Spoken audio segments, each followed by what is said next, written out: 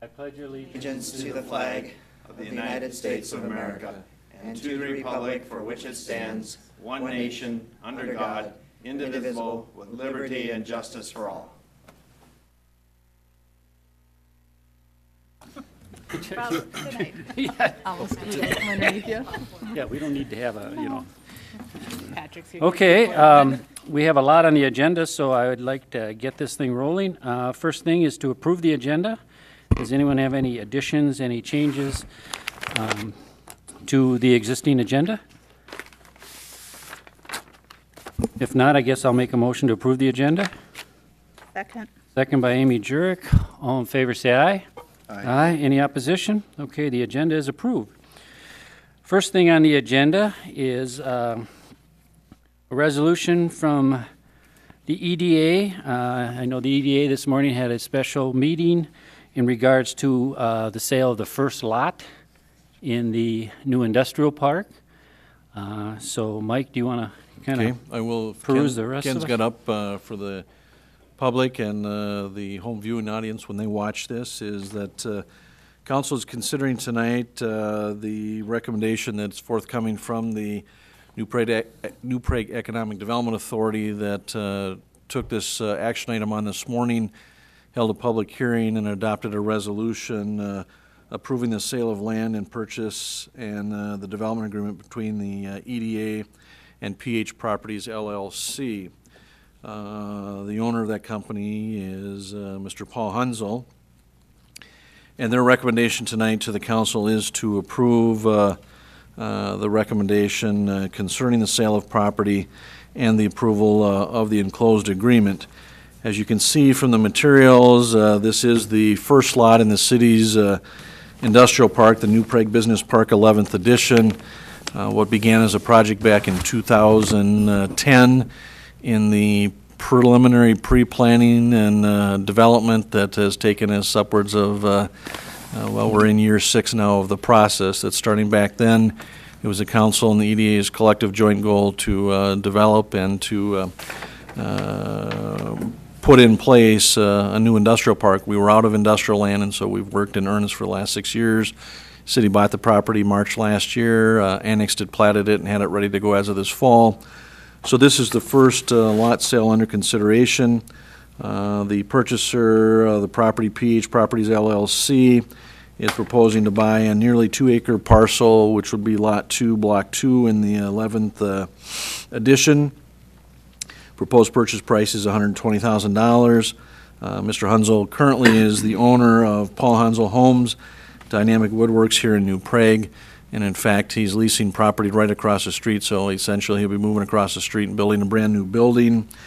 He's looking at building just under an 11,000 square foot building that would be used for his construction company, the cabinet shop, and a storage facility. Closing on the property is slated for on or about June 16th. And so the EDA's recommendation this morning after holding a public hearing, there was no commentary, was to recommend to the council that you approve the sale and approve the purchase and development agreement with PH Properties LLC. Ken has if you go back one, Ken, to the site plan, you have in your packet a tentative layout of the nearly 11,000 square foot addition. He's kind of hugging the east and the southeast corner of the property so that he has future expansion capability both to the west and to the north. In your packet also is a copy of the building plan square footage. This is the exterior views on the north, east, south, and west sides. It'll be a metal building with hardboard on the front, and he's looking at probably a stone front across the front of the interior of the exterior of the property. And then I think the last page is just a preliminary layout of he's hoping to have a showroom for the cabinet business and his house construction. He'll have the cabinet shop and then some cold storage. So he's pretty excited. He would have been here for the meeting tonight, but he's enjoying his son's soccer game in Rochester So our council representatives indicated that there was no sense missing out on that tonight, that we thought we could get this through the council somehow. But EDA recommendation on a 4-0 vote with 1 abstention was to recommend to you to approve the sale of property and to approve the development agreement between the authority and PH Properties LLC. With that, I'd answer any questions. Any questions? Okay, if not, I guess I will make a motion to approve the resolution. Second. Second by Dave Bruzek. If there's no other further comments, all, Commend the staff for getting the lots done, oh, yeah. getting all that work done to it, keeping a business in town. Yes. And a nice business too. Paul is a quality builder, so nice to keep him in town. So just well done for you guys all. Thank you, Ken, and I will be submitting our commission request Yeah. on the sale of real estate. Yeah, just so make sure you that, file it under the right area. Okay, a motion and a second. If there's any other further comments? If not, all in favor say aye. Aye. Any opposition? Okay, passes 5-0. And we did congratulate Paul this morning at the EDA. He did come to the EDA meeting, was very excited, so that was very good.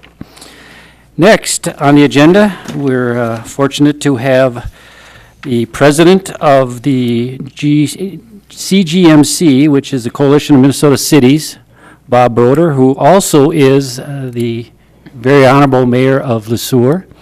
Welcome, Bob. And then also with him is Brad Peterson, who is with the senior attorney lobbyist with Flaherty and Hood. So, welcome, gentlemen. Thank you, Mayor and members of the City Council. It's nice to be here. Some of you I see at other different occasions and functions, and your mayor especially, you've walked a number of times in the Montgomery Winter Parade and froze our, what's off, but it's always a good experience. So, yes, I am pleased to be here on behalf of the Coalition of Greater Minnesota Cities. This is a major organization of 88 cities throughout the state. One of our major emphasis has been on local government aid. We've been working very hard for that. I believe your city somewhere $800 and some $1,000 receives in local government aid. Right now we're waiting on the governor to sign the tax bill, which has just kind of a few little twerks of things such instead of AN, it should have a D on it, isn't in there. So those little things that could easily be taken care of. And I believe it'd be somewhere around $44,000 additionally that New Prague would receive if that is passed. That's a major emphasis that we as a coalition seek to do, besides a number of other programs. And I'm going to turn over to our legal counsel, Mr. Peterson, and he's going to tell you some more. Thank you, Mayor Broder and Mayor Nicolay and Council. It's great to be here. My name is Bradley Peterson. I'm an attorney and lobbyist with the firm of Flaherty and Hood in St. Paul, and we do all of the legislative advocacy and organizational management for the Coalition of Greater Minnesota Cities. As Mayor Broder mentioned, we're 88 cities strong, and what I like to say is we're everything from about the size of Renville all the way up to Duluth and Rochester and just about everything in between. I distributed some materials to you sort of by way of introduction to the coalition. Usually by this time we would have a more finished handout that we would distribute to all of our cities. We try to go out and visit most of our cities after the legislative session, but as Mayor Broder alluded to, the gang in St. Paul is still trying to figure out how they're going to close out 2016's work. But with that, I can jump in. The Coalition of Greater Minnesota Cities focuses really on 5 specific issue areas: local government aid, annexation, economic development, environmental regulation and funding, and transportation. And then we also do some work in the area of labor and employee relations on behalf of our cities. And we really focus on those 5 issue areas strictly from a Greater Minnesota perspective. And so one of the questions that we often get from prospective members is, what is the difference between you guys and the league? And I think quite simply, the league represents all or just about most of the 850 some odd cities across the state, large and small, metro, rural, suburban, exurban. The Coalition of Greater Minnesota Cities focuses on items from strictly a rural perspective. And so just as Minneapolis and St. Paul have their lobbyists at the Capitol, there's a Metro Cities organization that represents metro suburbs and Minneapolis and St. Paul. We're the voice of Greater Minnesota at the Capitol. And so that's really the difference. Oftentimes, we're working hand in hand with folks from the league, but whereas they're covering the full waterfront of municipal issues, we really focus in on these things that our cities most have in common. And like I said, strictly from a rural perspective. And so the way that we operate, like any good advocacy organization, we've got a number of tools in our toolbox. There's the direct lobbying of folks like myself at the Capitol. From time to time, and a couple of you were able to join us in March, we bring our members in to meet with their legislators and kind of do a full legislative day where we brief our members on what's going on and what are the topics at hand, and set them loose on their legislators. We also use extensive use of the media. We are often quoted in stories about what's going on at the Capitol. We pen many guest columns on various issues, principally this year local government aid, as well as some environmental funding that was in the bonding bill, and things like that. Really a full panoply of services. And one of the things that we do, and I'll get to one of the handouts here specifically, is we have a policy analyst on staff, somebody who works with the LGA formula, knows the LGA formula, can plug in under, if you tweak this, you pull this lever in the formula, what will happen to all of our cities? And then if we push the lever in a different direction, what would then be the outcome? And that's something that we've maintained on staff for many, many years, and also creates all the charts and graphs and analysis that we've got. So like I mentioned, we do try to go out and visit all of the cities in the coalition after session. And so the second item in your handout that looks like this is sort of a full chart of our issue areas and what we worked on, what the position of the governor, the Senate, the House, and then the final outcome was. And so the first page goes through local government aid. We worked on a workforce housing tax credit. Clean water infrastructure grant and loan programs is something that I'll talk a little bit more about this evening. There's the Greater Minnesota Business Development Public Infrastructure Grant Program, which I noted New Prague actually got a grant from this program in 2010 for just over $300,000. And that grant program helps pay for the public infrastructure costs associated with building out industrial parks. Broadband, and then on the back page is the whole backwards and forwards on the transportation issue. But I want to focus kind of an example of how we do our work by talking about local government aid. And so the next page, what you will see is for New Prague specifically, and this is something that we're going to be sharing with all of our cities for them specifically as we visit with them this summer. From 2002 to 2016, the ups and downs of LGA for New Prague, starting at 2002, and we picked that date because that's sort of the high water mark for the local government aid program. And for the last 2-3 years, much of our legislative focus has been getting back to that funding level for the state. We are still $45.5 million short as a state of the 2002 level.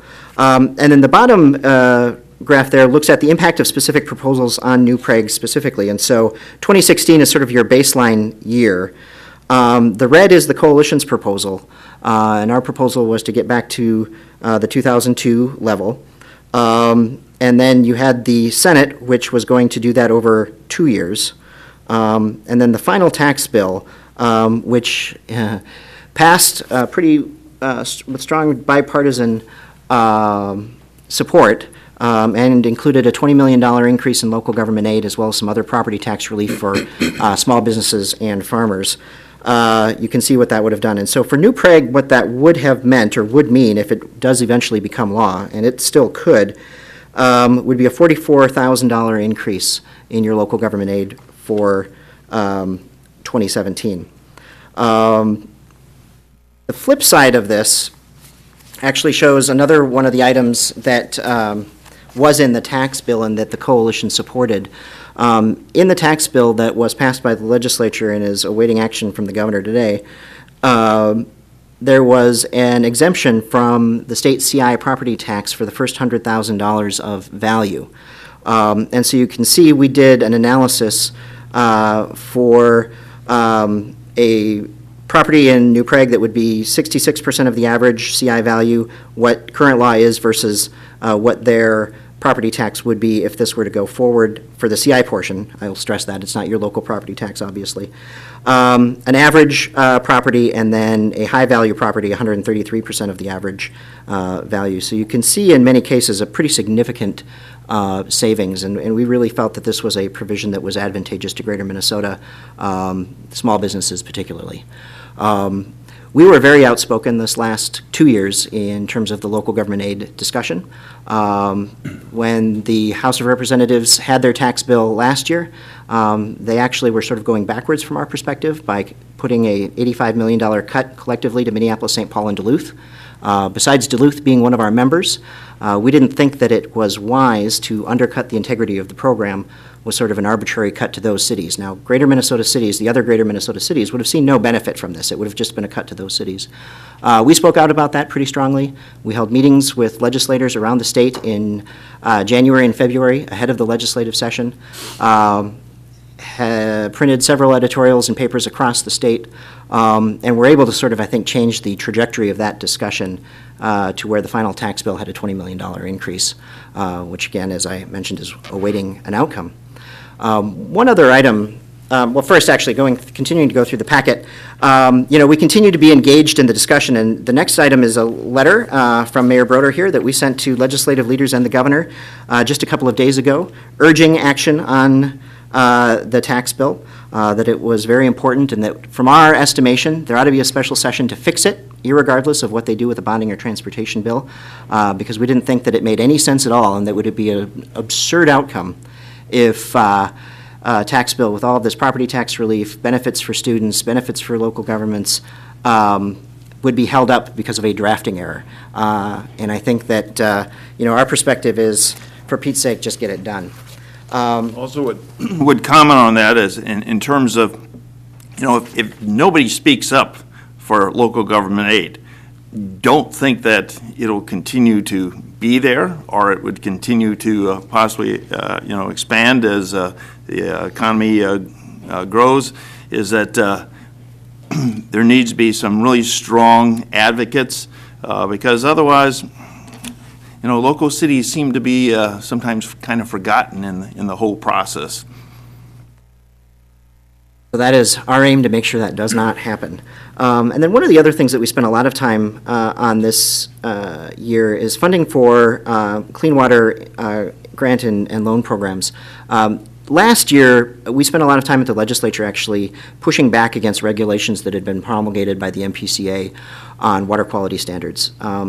Standards that we did not think were going to necessarily result in improved water quality, but would at the same time require a lot of costs on local governments. And so we were very concerned about that. We had a number of legislative initiatives which made it through the legislative process, but ultimately were vetoed by the governor when he vetoed the economic development and environment programs. Some of the things that we were able to do was the MPCA after that did decide that they needed a liaison to work with local governments. And they heard that they were not doing the best job of that. And so one of the things that came out of that session in our efforts was the hiring of a liaison to work with local governments at MPCA. Another thing that came out of that they are in the process of implementing is a cost study where they're going to look at 20 communities across Greater Minnesota and say, okay, we know what the most recent regulations are. We think we know what the regulations are that are coming up. What would be the cost of these communities to implement them? Because one of the things that we don't have is really a sense of how much these regulations are going to cost. Now, we have a hunch that it is going to be in the billions of dollars, but is it going to be $5 billion or $10 billion on a statewide basis? Interestingly, the state of Wisconsin several years ago put forward very similar types of regulations without any idea of what it was going to cost, and it turned out to be very, very expensive, closer to that $10 billion mark. And so that cost study came out of last session's efforts, but I think the most significant thing that came out of last session's efforts was the administration got the message loud and clear that there was going to be a lot of cost to these regulations, and that whether it was because of new regulations or because of simply aging systems, local communities needed help paying for water and wastewater systems. And so the governor proposed in his bonding bill $167 million to 3 different programs that would help do that. And that's something that we championed quite strongly through the legislative session. And the pitch that we made was no matter what else is going to be in a bonding bill, and there's always a whole Christmas tree of things, right? It's funding for higher education institutions to maintain their campuses. It's funding for the prisons to maintain their facilities. There's, small items for local governments who have very particular needs. Any number of things. But we said, make this initiative, this $167 million, kind of the foundation of a good bonding bill, and build from there. We supported this, as we do with a lot of media effort, in a editorial that ran in 7 or 8 papers across the state by the mayor of Austin, Mayor of Albert Lever and Rasmussen. In the end, the bonding bill that did pass out of the legislature had $133.5 million for these programs. Of course, because of the whole back and forth and toing and froing in terms of Southwest Light Rail, that effort has gotten shipwrecked as well, and it may or may not be revived in a special session, but we've been weighing in on the need that these types of programs need to happen regardless of how those other issues are resolved. And both the House and the Senate had come to a agreement in terms of thinking that this was definitely something that was needed. But in the last about 15 minutes or so of the session, somebody inserted something else in there, and it's not going now. So these regulations may be coming down, but, how are we going to pay for them? And then the final item in your packet is just some information on our labor and employment work that we do. There are a couple of attorneys in our office who work with CGMC cities on labor and employment issues, and so there are some services that we provide to all cities as kind of part of membership in the coalition. Work doing cluster analysis to see what cities you should be comparing yourselves for when you do negotiations. We maintain an arbitrator database that if you find yourself in arbitration, we've sort of been tracking decisions so that we can give advice as you're picking an arbiter. There's a couple of labor seminars that get put on in the course of the year. In fact, they're usually here in June. And then on the back page, there's a listing of some individualized services that CGMC members can take advantage of for a reduced cost if that's something that folks would be interested in. So that's kind of the full story about the Coalition of Greater Minnesota Cities. Happy to entertain any questions about the issues that we work on or what just transpired here at the legislature. We do invite you to join the 88 cities in the coalition, become 89, as you're looking at your budget for 2017. For new members, the way that we sort of do it is we phase you in terms of your dues, starting at 25%. So your first year dues, at our current dues structure, which will likely be maintained, the membership makes that determination in August. But at our current rate, you'd be looking at $2,979 as your first year for 2017. And then fully phased in, it would be $11,915. Okay, thank you. Anyone have any questions or comments to Bob or Bradley? Okay, well, we really appreciate you guys coming in. I know that I think it was Jenna and Amy did come to and Mike did go to the legislative event that you guys put on, and they came back with a lot of enthusiasm and positive input on your organization, and I'm sure that's something, like you said, when we get into the budget phase, we'll probably look at it. I know we're members of the League of Minnesota Cities, but it never hurts to have more avenues to get our issues resolved. So thank you for your time, and enjoy the night. Bob? Thank you very much for having us on your agenda. Yep. Thank you all. Good luck with the rest of your meeting. Thank you.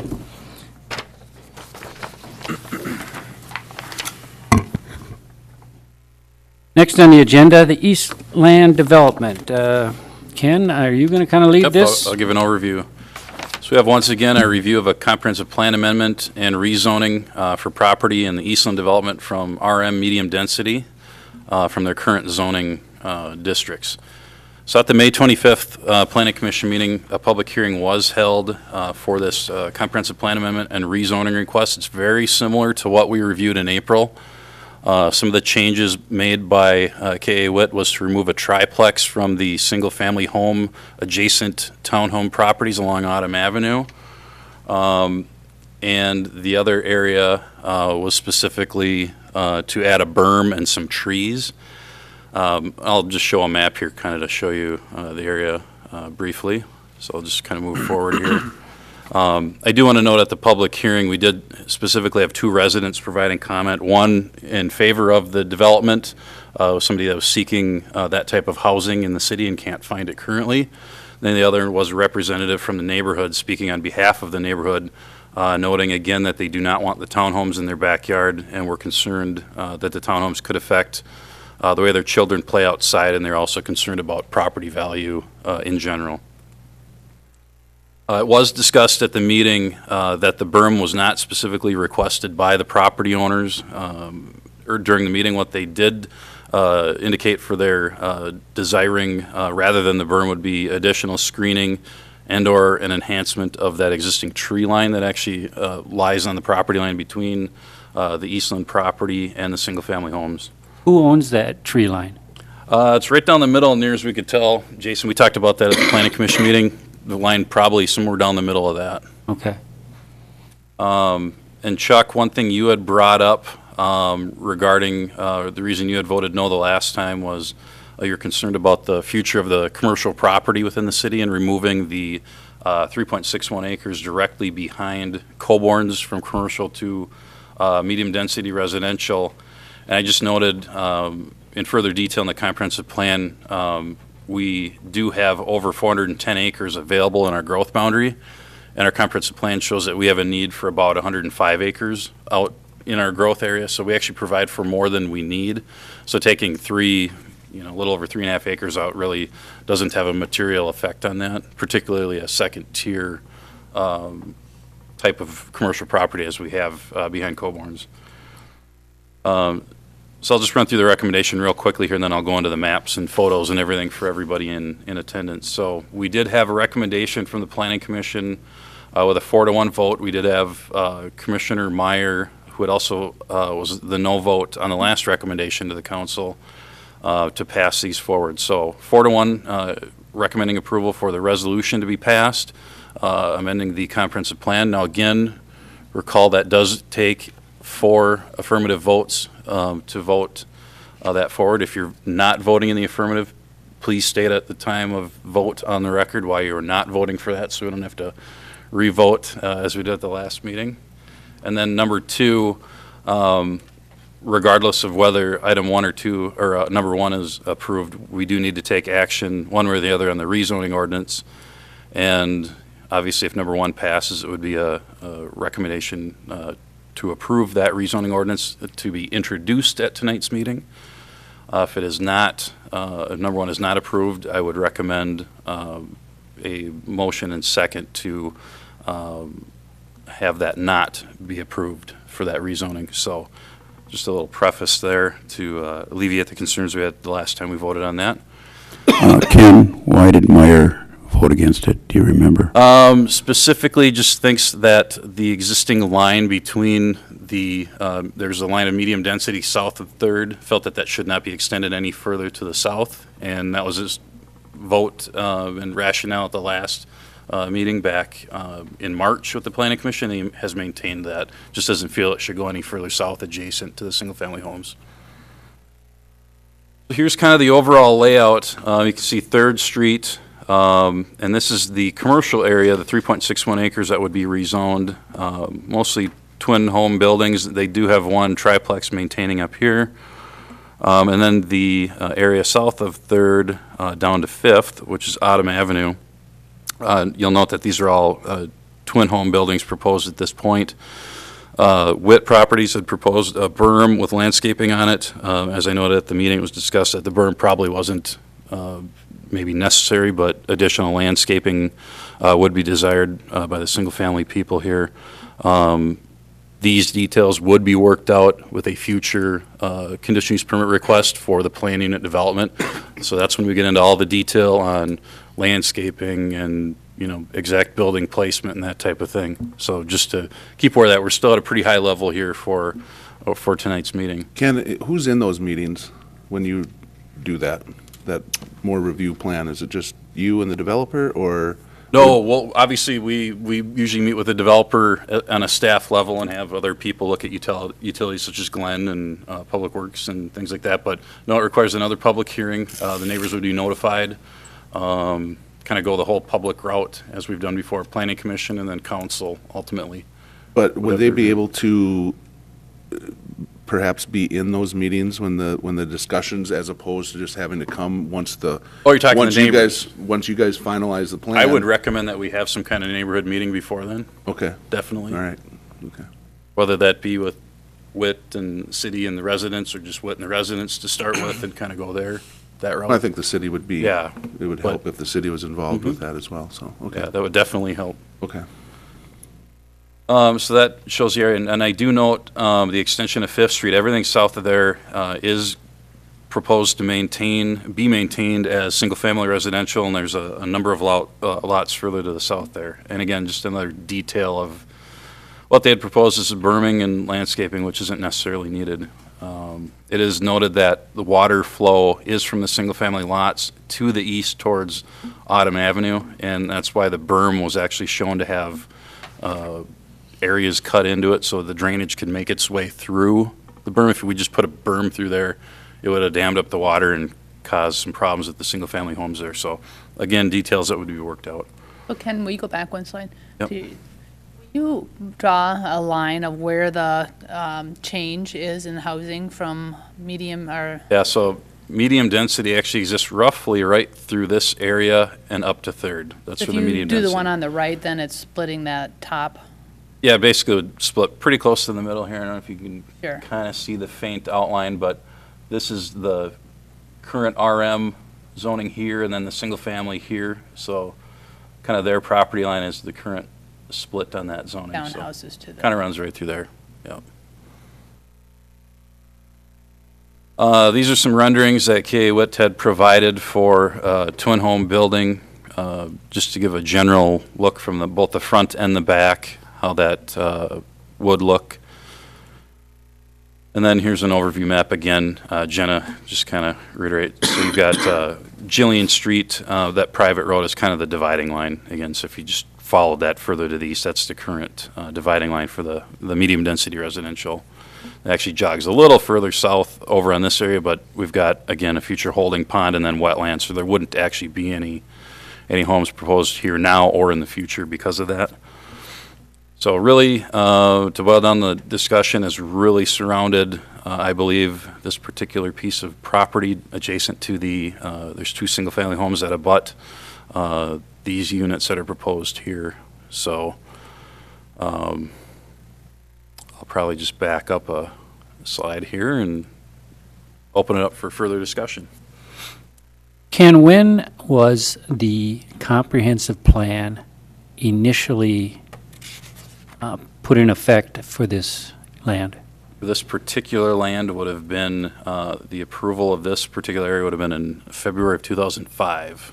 Okay. Prior to that, we did not have a comprehensive plan that covered this area. So when were these houses built? These houses were built prior to that.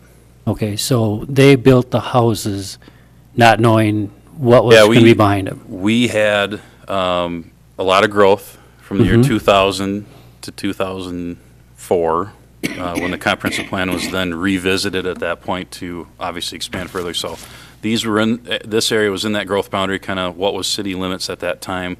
It did not extend any further. In that 2005 amendment, it was worked on all through 2004, I should note. But it was adopted in February 2005. That's when it went beyond kind of what was then the east property line. And at that point, we pretty shortly thereafter got the initial request for the platting of the Eastland Development. And then the plat was actually final approved in 2007 and has sat on the shelf since 2007 at that time. It's been platted. These lots exist. All these single-family lots as you see them here. And actually, these were platted as single-family lots here throughout. And in addition to the conditional use permit for the planning and development, these do have to be replatted to accommodate the townhomes.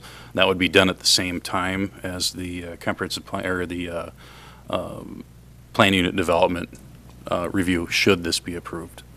I just wanted to understand the timing of it, because, I mean, obviously, if they built homes before anything was zoned behind them,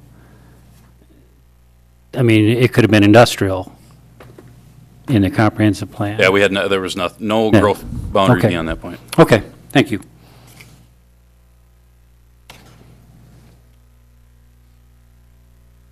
Okay, go ahead. Well, I think we should let, I know Todd's, are you representing the neighborhood? Is that, Also did turn in a letter. Yes. okay, well, if you could come up, just so everybody can hear it at home too, but, and just state, if there's any. Thank you, everybody. Todd Anderson, 503 Prague Court. Angie and Nate did turn in a letter. I'm not going to waste your time and read that for you guys. My wife also did. Ann sent in a letter to you. She couldn't make it tonight. Unfortunately, she's at work. We've been through this, Mr. Mayor. I kind of know where you were going on that direction about the question of the comprehensive plan. And I understand.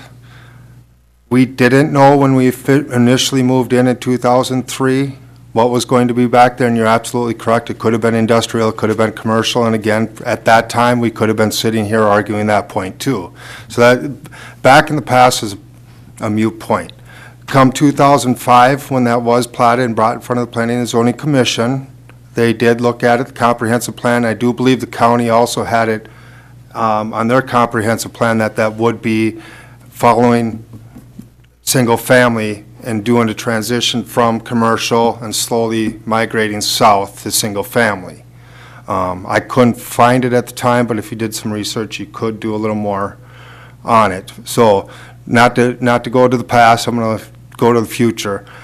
We are not against switching the commercial property to townhomes. And as Councilmember Tuma and Jurek and everybody has said, there is a need for townhomes.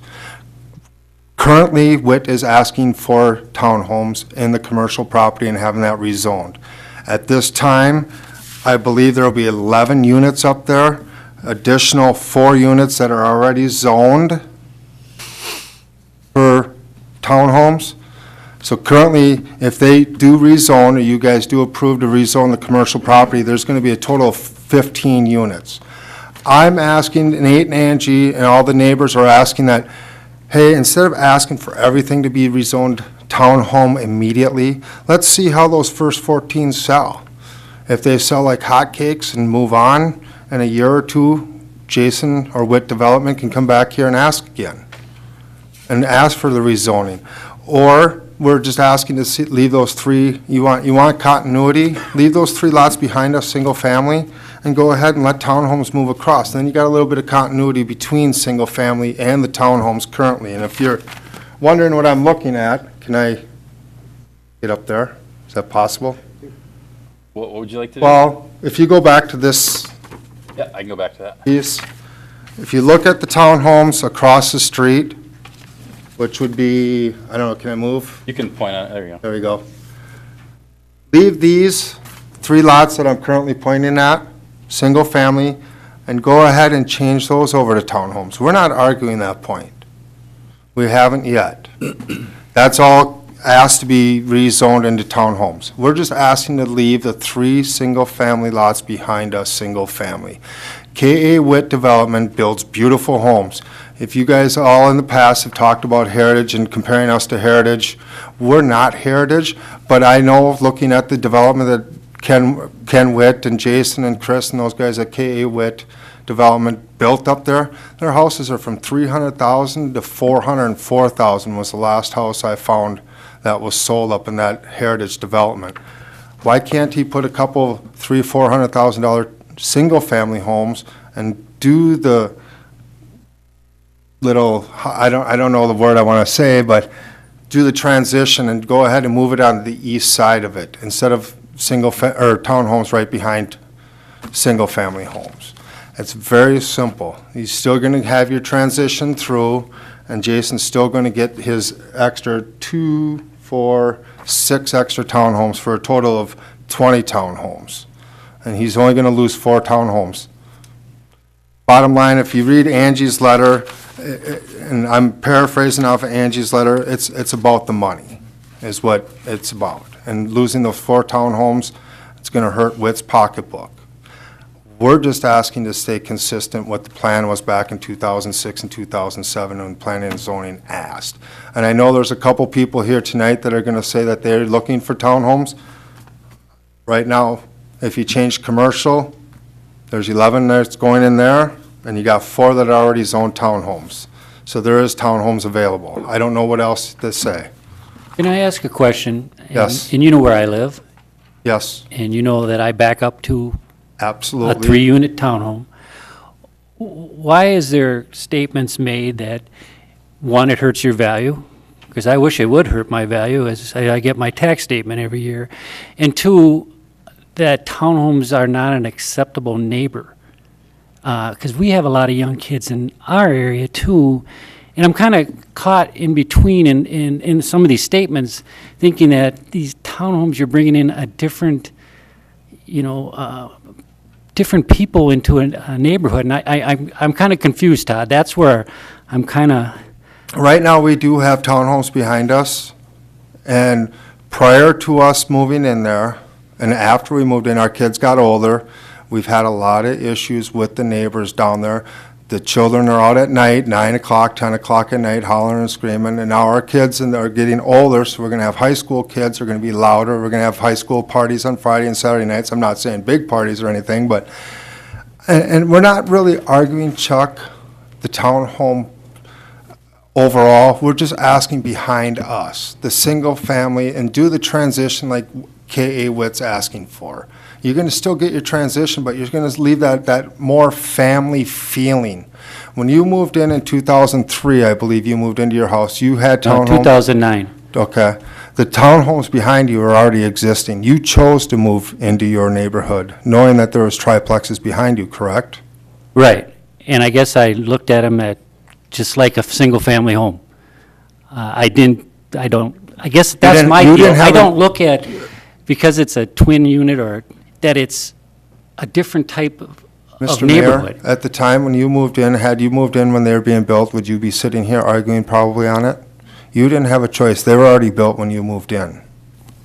I can't answer that because, They existed. Right. But I guess. Ours don't exist. We know they're going to be single-family. They were supposed to be single-family homes, and they still could be single-family homes. We just don't want the trouble. We don't want the headaches. Councilmember Ruzak did mention a 80-year-old gentleman did call and make complaints about noise. Janet Tuma, Councilmember Tuma, also said that she had a 70-year-old neighbor that was looking for townhomes, I believe. You said at the last council meeting. They're already, if the commercial property gets approved, they're going to get 11 townhomes. Then there's already 4 zoned for townhomes. Be realistic, and you want us to work together with the builder. Can't we just ask for those first 11 to 14 to be sold and see how they sell before you start jumping and changing something that's already zoned single family to townhomes? Is that possible?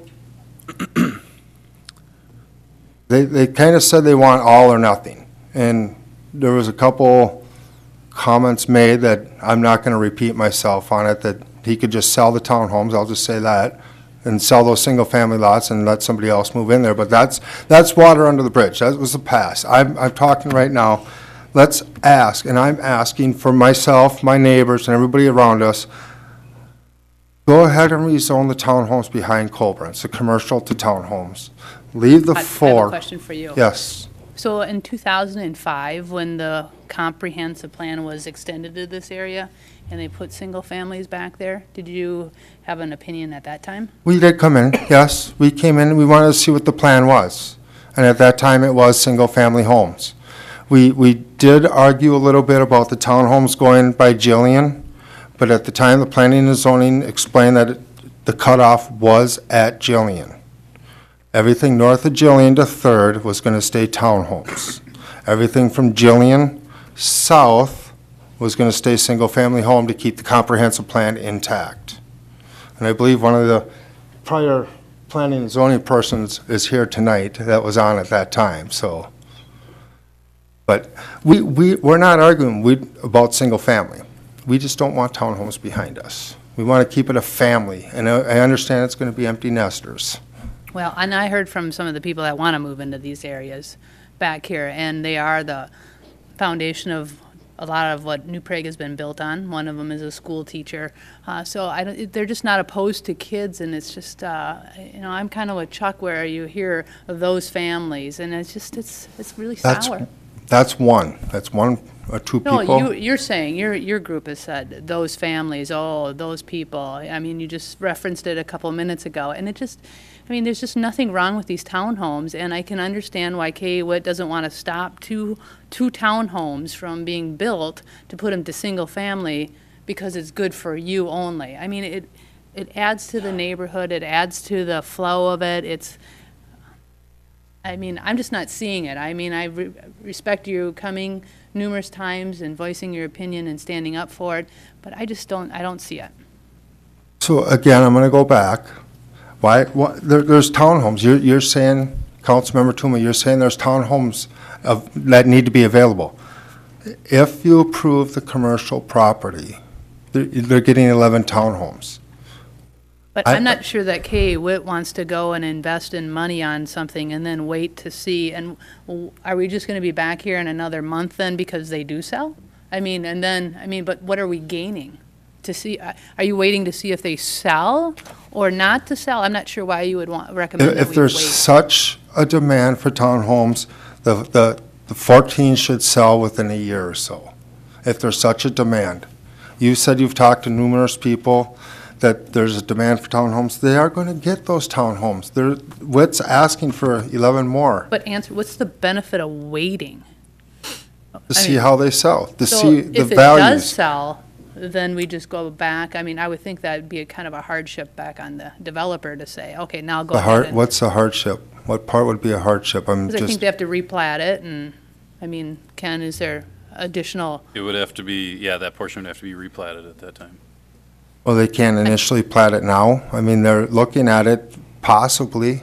How hard would it be to leave 3 single-family homes in there, Councilmember Tuma? How hard would it be? I don't think it's just as simple as saying put 3 family homes. It's like breaking up the continuity of the area. You're already breaking it up, though, the continuity. It's already zoned single-family. And you're breaking it up from where Jillian Street South, I think you're we're just breaking going to that have up. to agree that we disagree on this one. You're right. I'd like to hear from Jason, and I think there's some other people that want to talk here too. Todd, I don't know if you can sit there or whatever. I'm You sure want me wanna to stay answer. here? I'm But welcome there's to obviously stay. some other opinions out there too But I that we need to hear. Correct. So, Okay. does anybody else want to speak? Yeah, thank you, Todd. Thank you. I want to clarify a little bit of what I said at the previous meeting. When I spoke of an 80-plus-year-old person not happy that they were next to a young family, I inquired a little bit further into that. The situation was that they weren't next-door neighbors. There was some distance between the two. The 84 or 81-year-old man had a wife that was not healthy, and there was some noise further down the block. The younger person, I'm not certain that that person would get along well in any neighborhood. Finding out what I did about that person tells me that that family wouldn't have been happy in a single family neighborhood either. So I'm sorry I said anything about it now that I found out more about this. So I hope that kind of clarifies my statement. Thank you. Okay, thank you. State your name and your address, please. Hi, it's Pam and Dan O'Brien, 805 Lexington Avenue North. We've been in this community for 35 years. Dan's been a teacher and head football coach for 15 years, and we've raised our 3 sons, and I wanted to tell you our story because I think what I wanted to do is put a face to the need out there. Our concern is we wanted to downsize. We want to downsize. We have a single-family house that served us well, and we started looking and our desire was really to have a twin home with a common wall, and we wanted to be in an association because we really had the desire down the road. I work full-time now, but the desire down the road to be able to travel more and actually have an association that would cut your grass, would take care of the outdoors, mowing, the shoveling or whatever. And we were looking for a 3-bedroom. Nothing on the market. They so rarely come up, and they're snatched out, I'm told.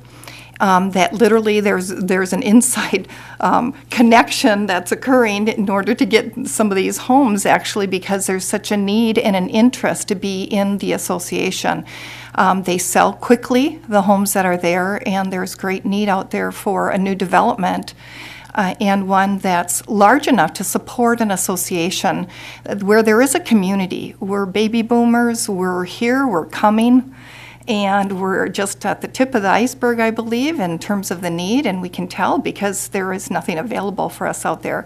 There's plenty of single-family home options out there for people around the town of New Prague to the north, the east, the south, and the west, and we'd like to have a community where we can feel welcome, and we are a family, and we love children. We've been supportive of children. We raised our own, but I do think it will be a quieter neighborhood because I'm told a lot of people that live in the other development that Witt has it can be very quiet at times, and there is sometimes just one or maybe two that are living in each one of those homes. So it's not like we used to have a fleet of cars out in our driveway when we were raising our 3 sons. So we want to make sure that you realize there's a great need, and we want to stay in the community. We don't want to move. This is our community. Okay. I'm Dan O'Brien, Pam's husband. Better half. You can Yeah. say it. I'd just like to say that, man, you're going to miss out. We'd be a hell of a family to have across the road from you. And it would be wonderful. And it adds to some diversity, and you'll find your children interacting with older people, things like that. That's all part of a great community. That's what makes it. And how quiet it's going to be there is incredible. These are not townhomes that are going to be occupied by 30-year-old people. They're retirees that want a retirement community. And I really think you're missing out because we'd love to get to know your kids. And we'd sure as hell have a good time with them. And we know about kids. And we know other people that are interested in moving in there that we have talked to, and they're not immediately interested. It's their thought line. There's some good people, some really good people. Thank you. Thank you. Any questions for us? Yeah. Okay. Thank you very much for coming. Yes. Come to the microphone, state your name and address, please. My name is Pat Rumford, and I live at 602 Bavaria Lane, and my wife and I have lived here for 18 years. And I was on the Planning Commission back in 2005 when we originally worked on that property. And back in 2005, if I can remember right, we thought at that time this community was going to be 18 or 20,000 people by 2018. I think when we moved here, there were 18 single-family lots that you could build on. At one time, I think we had 350 lots that you could build on through that whole expansion and school and all that stuff. And I think back then that was probably the right decision to make because we were focused on single-family homes. But as time goes on and as things change, I had a conversation with Jason probably 2 months ago or 3 months ago going, hey, where's the next townhouse development you're going to build? Because my wife and I are interested. It's not going to be this year, it may be next year, depends on how life goes. Because it's my intention to go to dirt in New Prague, okay? In other words, I'm going to live here until that happens. So I would support this change. I think that the other evidence is that up on Heritage Trail, there's evidence that single-family houses get along with the Witt townhouses, and that's good community up there. And I live close to that, and when you look at the number of houses that are for sale along that street, they don't stay there very often, and the number of townhouses up there that are for sale doesn't stay very often. So appreciate your time. Thank you. Pat, I think if you have more liver and onions, you'll go to dirt a little sooner. Any other comments? Yes.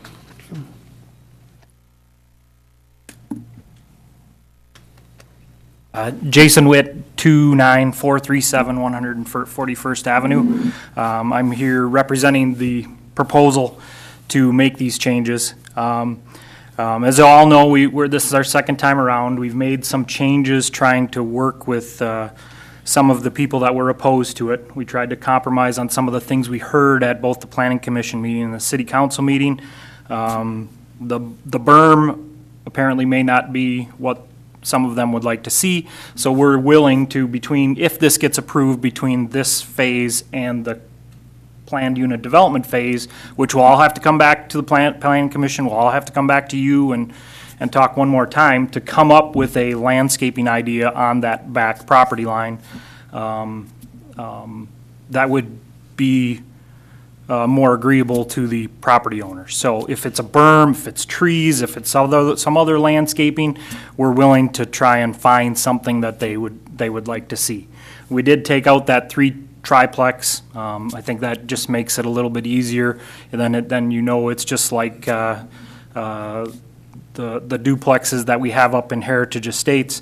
And we did add some renderings, and we got some further detail for you guys, because I think at the last City Council meeting there was some question as to what these buildings would look like. So hopefully the renderings kind of say yes, they would be of similar quality or higher quality actually than the Heritage Estates or Heritage Village townhomes, excuse me, that we talked about, and comparing these two.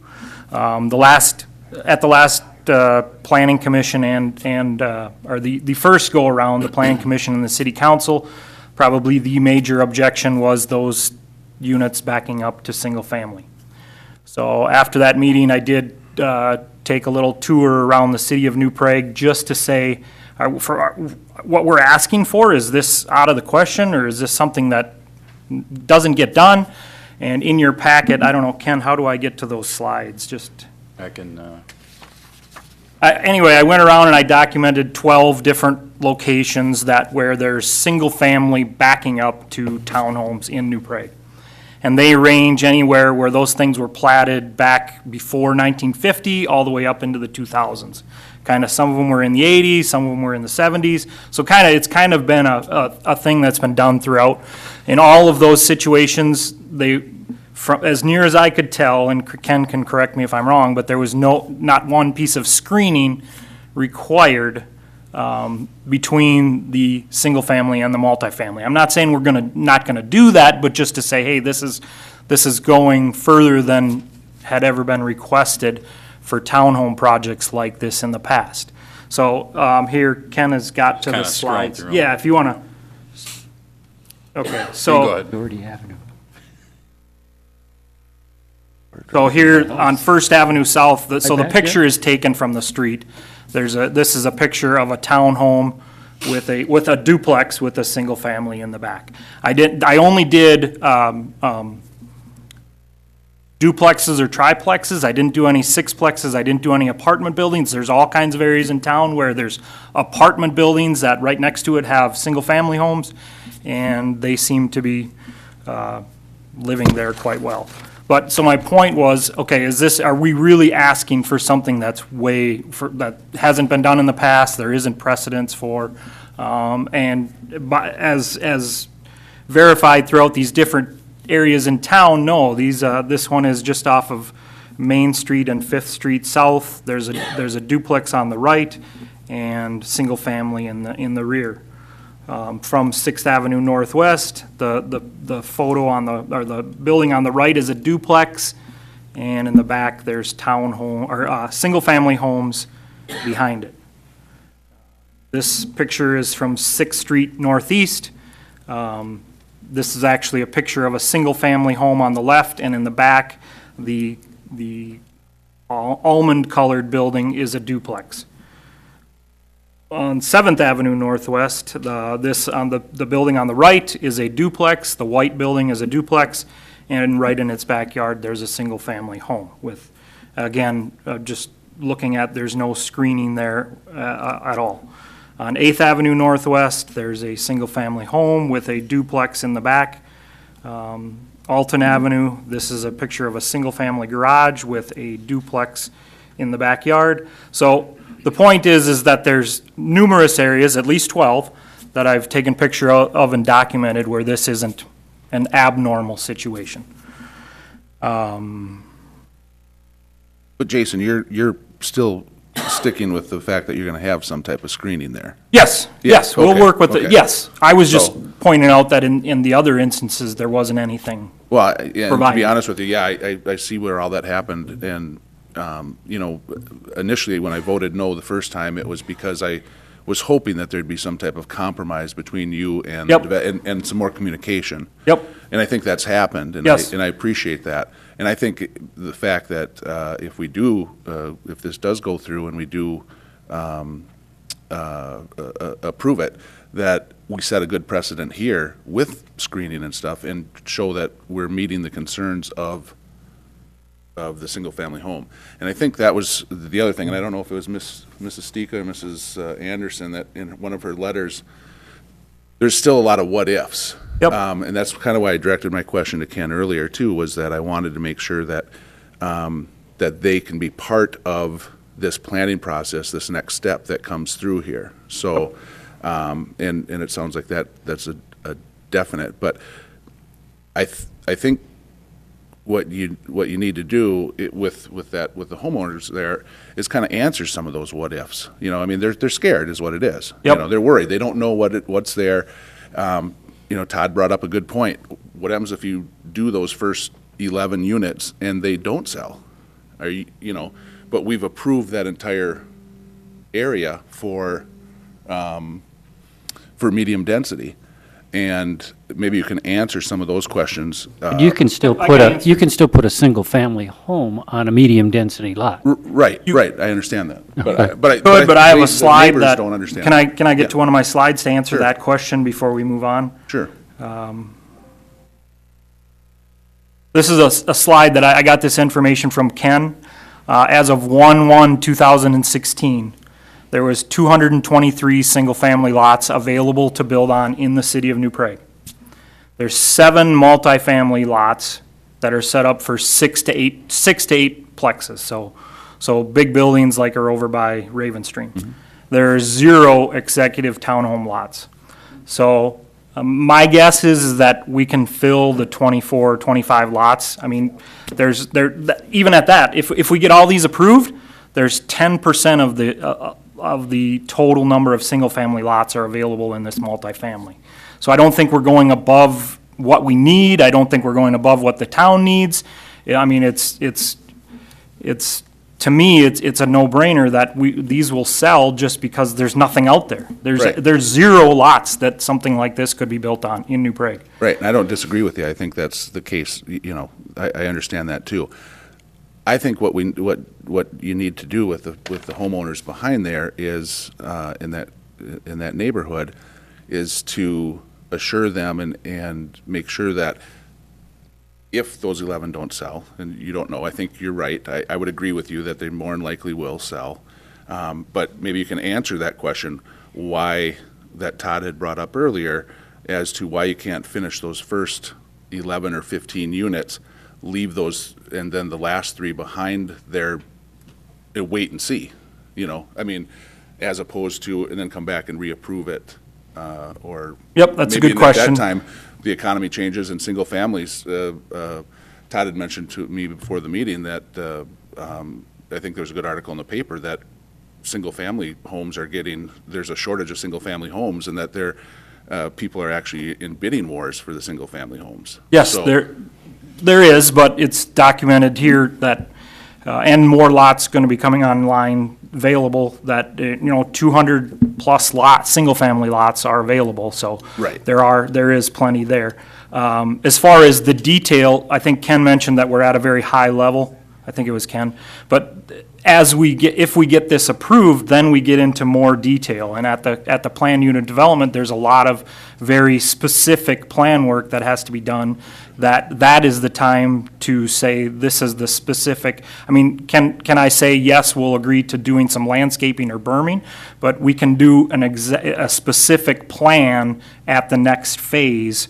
And that was part of that money that we talked about at the last council meeting, that's where we spend, I think it's $40,000 to get the plans ready for the next time we sit down and make our presentation to the planning commission and the city council.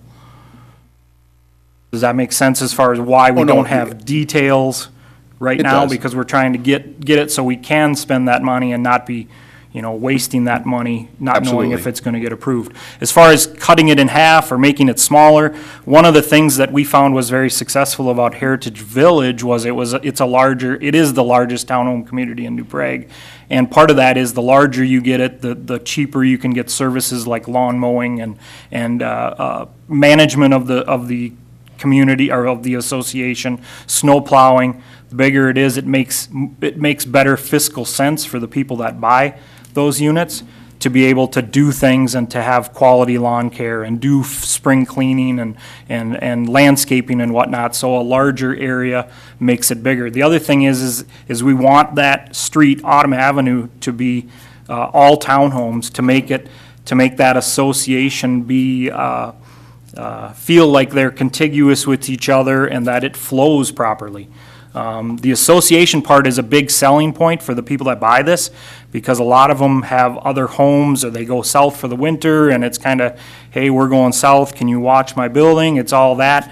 And I think to chop that block up is going to affect the flow of that neighborhood. Todd, I saw you shaking your head. You disagree with that? Maybe you want to come back up to the microphone and... Can I finish my... Yeah, absolutely. I want to hear the rest of your... Yes, sit down. I mean, I think that's okay. Go ahead. Go ahead, Jason. Oh, Yeah. okay. We're going to wait until you're done. And in changing to two of the 5 tenants in the comprehensive plan, in regards to the housing stock in the city of New Prague, 2 of the 5 would be accomplished with this. Right now, you're missing out on 2 of the 5 tenants of the life cycle housing within the New Prague. So right now, there's 0 lots available for 2 of the 5 tenants that you've said in your comprehensive plan. These are the things we want to provide in the city of New Prague. The intent, again, we're talking about $250,000 to $350,000 townhomes. They're not entry level. They're not. They're nice value townhomes. And I guess I found it interesting. I'm a real estate agent. I was doing my continuing education today, and one of the 13 classes that you cannot discriminate against in Minnesota, one of them is age. And it sounds an awful lot to me like people don't want old people in their backyard. And that is not allowed in the state of Minnesota. I never got that, and I don't think that any of us were in that direction. I know that there was a statement made Well, as far as they were worried that elderly people might make a Yes. complaint with their kids there, but I know most of those families over there, and their kids are getting older, and they're not going to be necessarily playing around in the backyard. And the fact that I don't care what, to be honest with you, I'm going to turn 50 next week. I just got my invitation to the AARP. Yes. So, Yeah. I mean, I'm hardly one that's going to be, trying to be Todd's comment earlier was they want families there. They don't want empty nesters. Yeah. So that's age discrimination. I'm not going to, Jason, I'm going to step up. I'm not saying we're not discriminating against age by any means. We want single-family homes. You've already asked for more than what's already there. You've already asked for more, and I believe that city council is going to say yes to the commercial side. I don't have a problem with that. We've never said age discrimination, and why do you keep bringing up age discrimination? I don't think anywhere in here that anybody said we're discriminating against age. The meeting is recorded, so you could look back. The comment was earlier that we want families, we don't, and these are gonna be empty nesters, we don't want that. So that's exactly what that is. And I guess I would like to finish Yeah. talking. Go ahead, Okay. Jason. So we're talking about $250,000 to $350,000 homes. I think you can see from our track record in Heritage Village and Heritage Estates that we're here. We're from New Prague. We grew up in New Prague. Most of our employees are from New Prague. Our subcontractors, most of them are from New Prague. We're here and we want to be proud of what we build, and I think we build a good product. And I agree with Mr. O'Brien that I think this would be a great addition to that area. And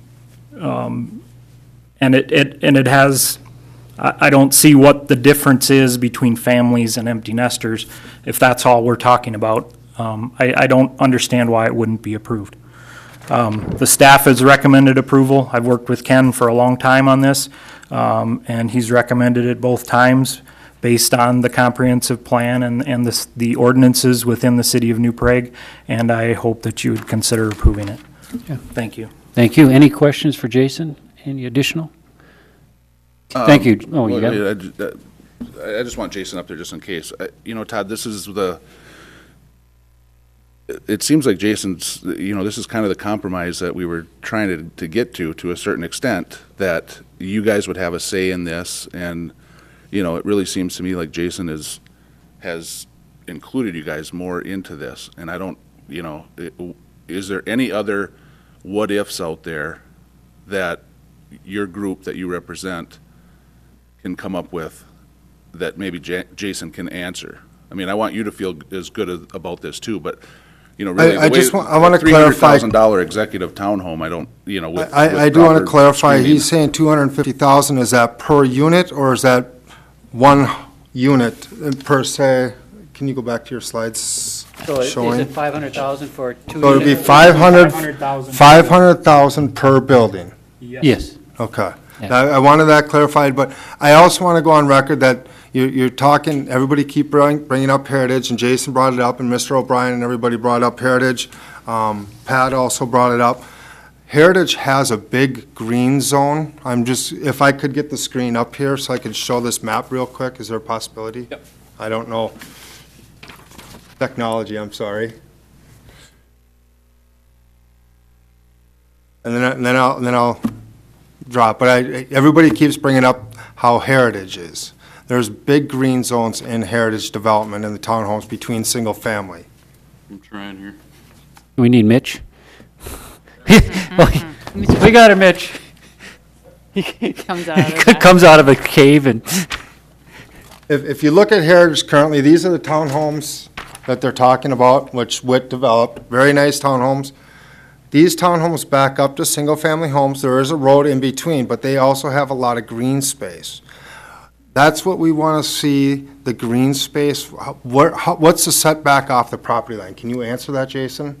From where the property line currently exists, from ours to your townhomes. They have quite a bit of green space between theirs and the road and the other houses. Ken, is there? It's a minimum of 30 feet Okay. from the building to the property line. That would just be in the minimum Is that for single family or everything? for everything. Okay. Yep. So what is the setback? Are you going to use the full 30 feet? What's the setback from the road? 30 feet.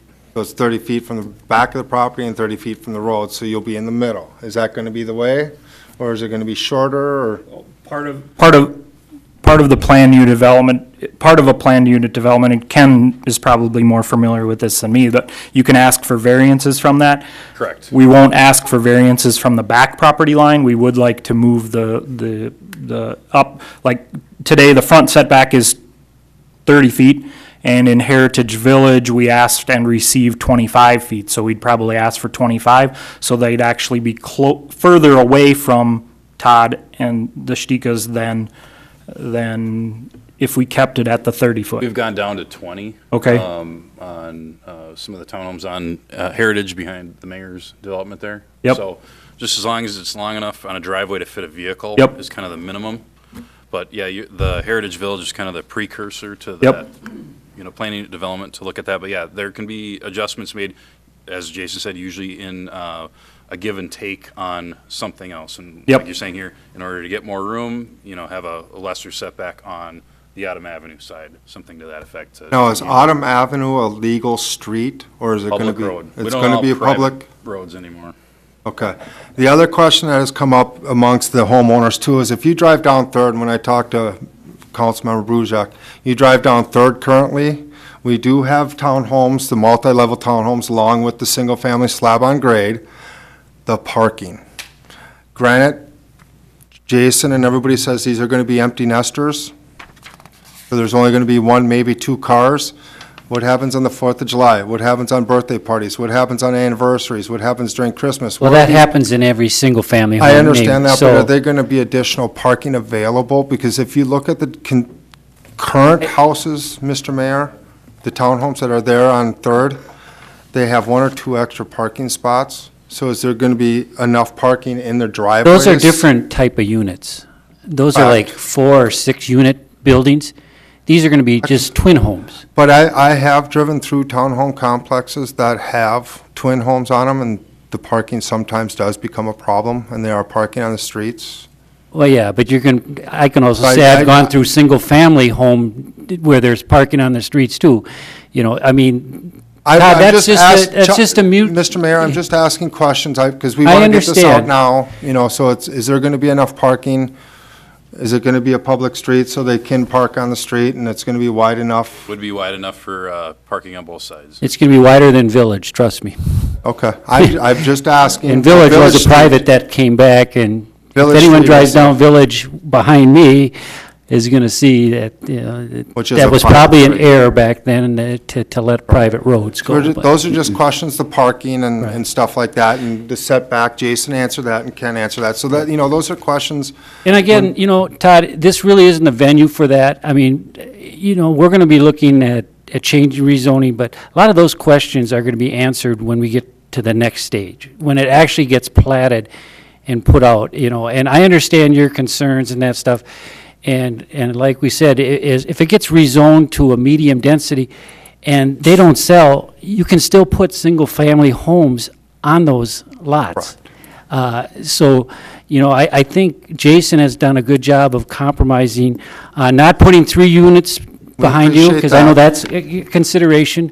Again, I have one right behind me, and it doesn't affect my lifestyle or what I do. And I know Dan made a great statement, and I think I made the statement last time. It's not the houses that make the neighborhood. It's the people that make the neighborhood. I want to And- go on record, though, Mr. Mayor, you moved in with those there. Okay. But that's a mute point.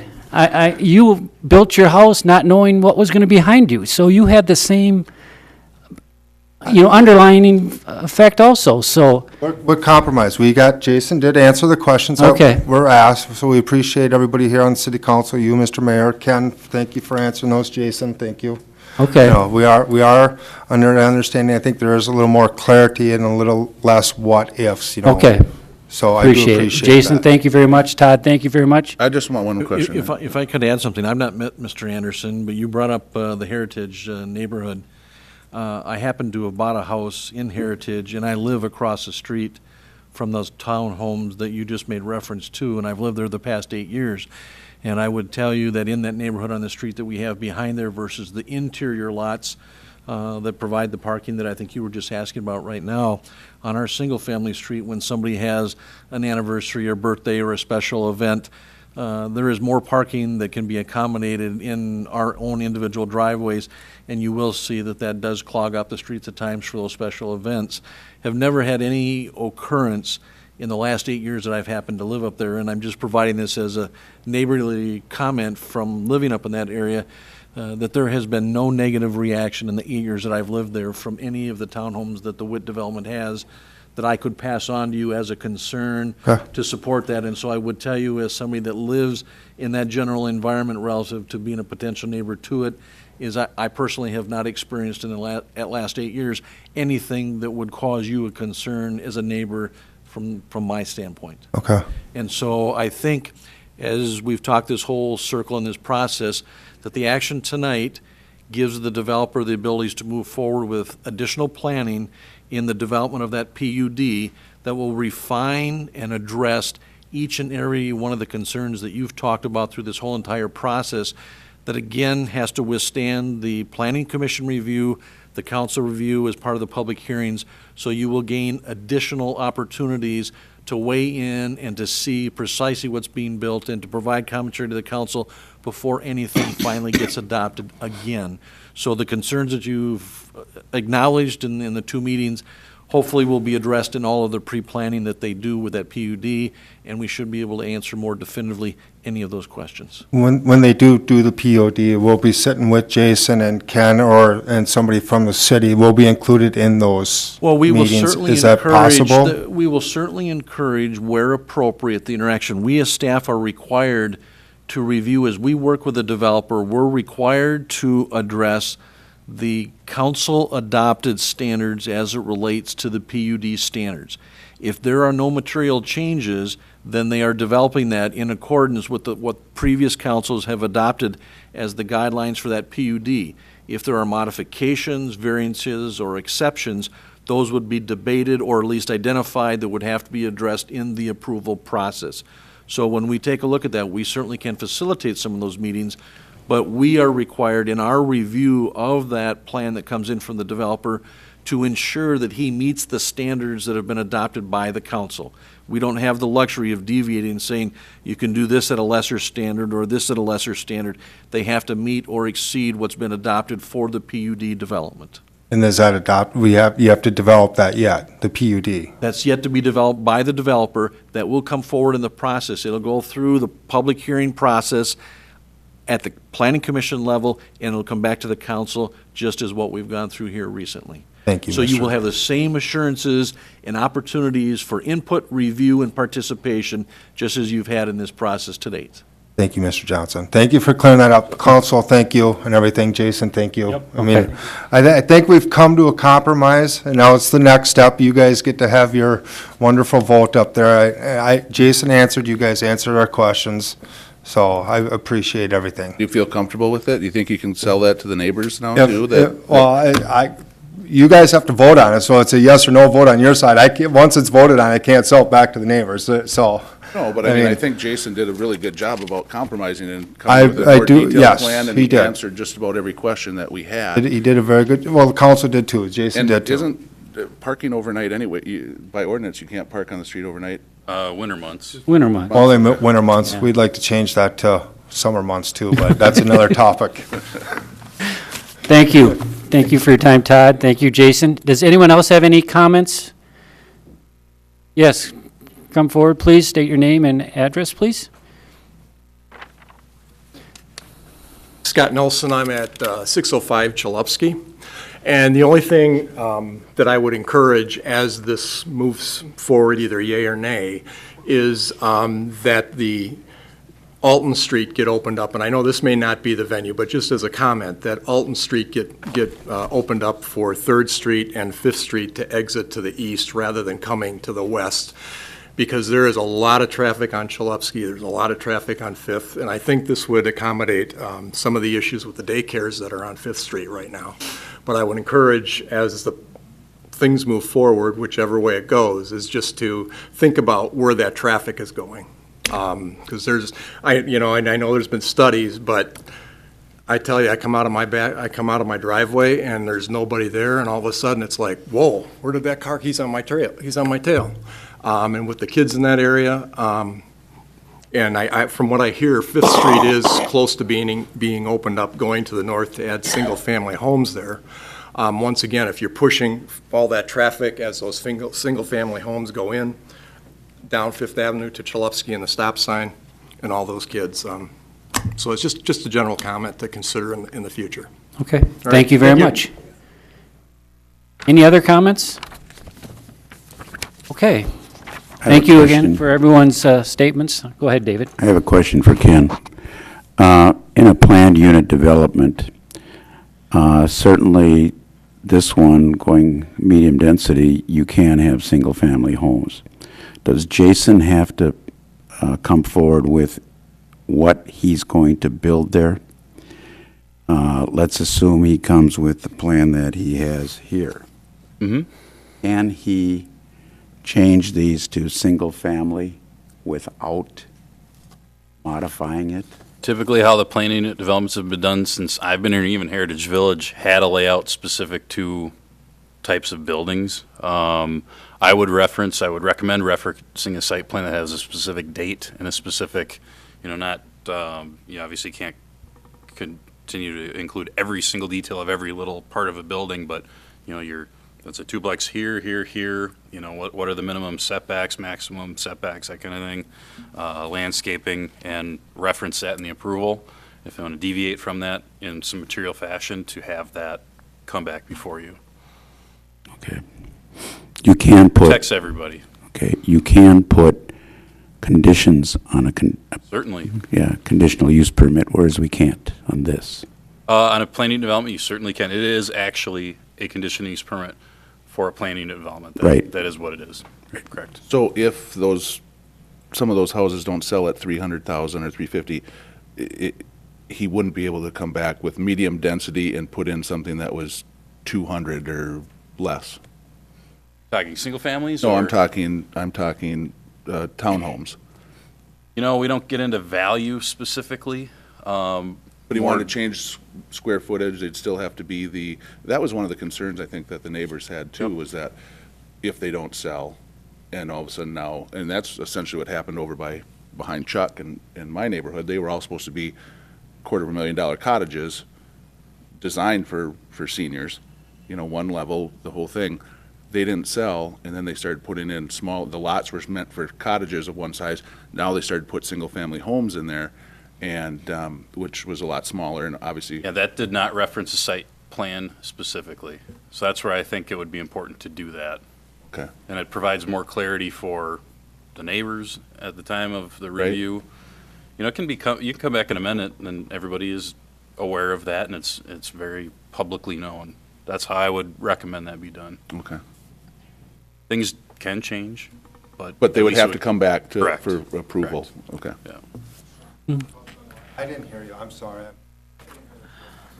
My question is if the proposed $250,000 to $350,000 executive townhomes that Jason's proposing to build there, and we change it to medium density to accommodate that, what if they didn't sell, and I can't remember if it was you or one of the other neighbors brought it up, if those don't sell, and Jason, it's the territory has already been changed to medium density, and personally, I think you guys are going to be doing just fine with $250,000 to $300,000 executive townhomes. But I could see where you might have an issue if all of a sudden on that corner it's zoned medium density and he put in something a lot less expensive or more units instead of duplexes. They became triplexes or quadplexes or quad homes or something like that. That was one of the concerns that somebody brought up. It must not have been you, but. And that's why I asked Ken, but that would have to, for him to deviate from the plan, the way that we're going to set it up, he would have to come back before he could ever make that change just arbitrarily by himself. And you guys would be notified, so. I just clarification quick. Sure.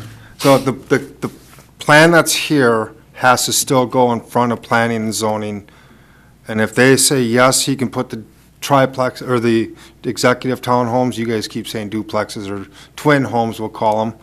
If he wants to deviate and go to a triplex, he has to come back to planning and zoning. I would recommend a specific site plan for the full layout. Put a date on it, put that in the approval. So if there's any deviation from that, it would require additional review and approval. Council approval. Everybody's notified, the neighbors are notified, and the council would ultimately have the final say on that. And that's not unusual. We have that situation on a planning development in Ravenstream Development. The original Heritage Village was a planning development, not that specific, but I would say just reference the site plan. We've done that a number of times, and if it needs to be amended, it can be amended, but there's a process for that to get all the appropriate input before that would happen. So it can't happen like what happened behind Chuck's house. It can't go from a duplex or a twin There was home no now. site plan for that. There wasn't. So once this is in place, he has to come back to council for approval to Yeah, change there's a anything. Material deviation from that. Okay. And somebody had brought that concern up, that what happens if they don't sell and all of a sudden he wants to change them to some other type of medium density that's not executive townhomes. Okay. And I don't know I can't remember who that was. Maybe it was in an email or something, because there was 20 of you that were contacting us, so. Or to try to put in a triplex. Or that try to wasn't put in a enough permission triplex. there. So what I guess, and Jason just said he's not gonna, he has no does- plan he on did say doing that, that. but you never know, things change. But I think that alleviates one of your guys' concerns, that Big concern, all of a sudden it yes. changes, and it's not initially what we thought it was gonna be. So, Okay, thank you. I'm sorry I couldn't hear you. I'm deaf on one side, so thank you. Thank you. Mayor, could we do one thing? Ken, could you go back to the comprehensive plan piece that shows the commercial up top, the multifamily and the residential?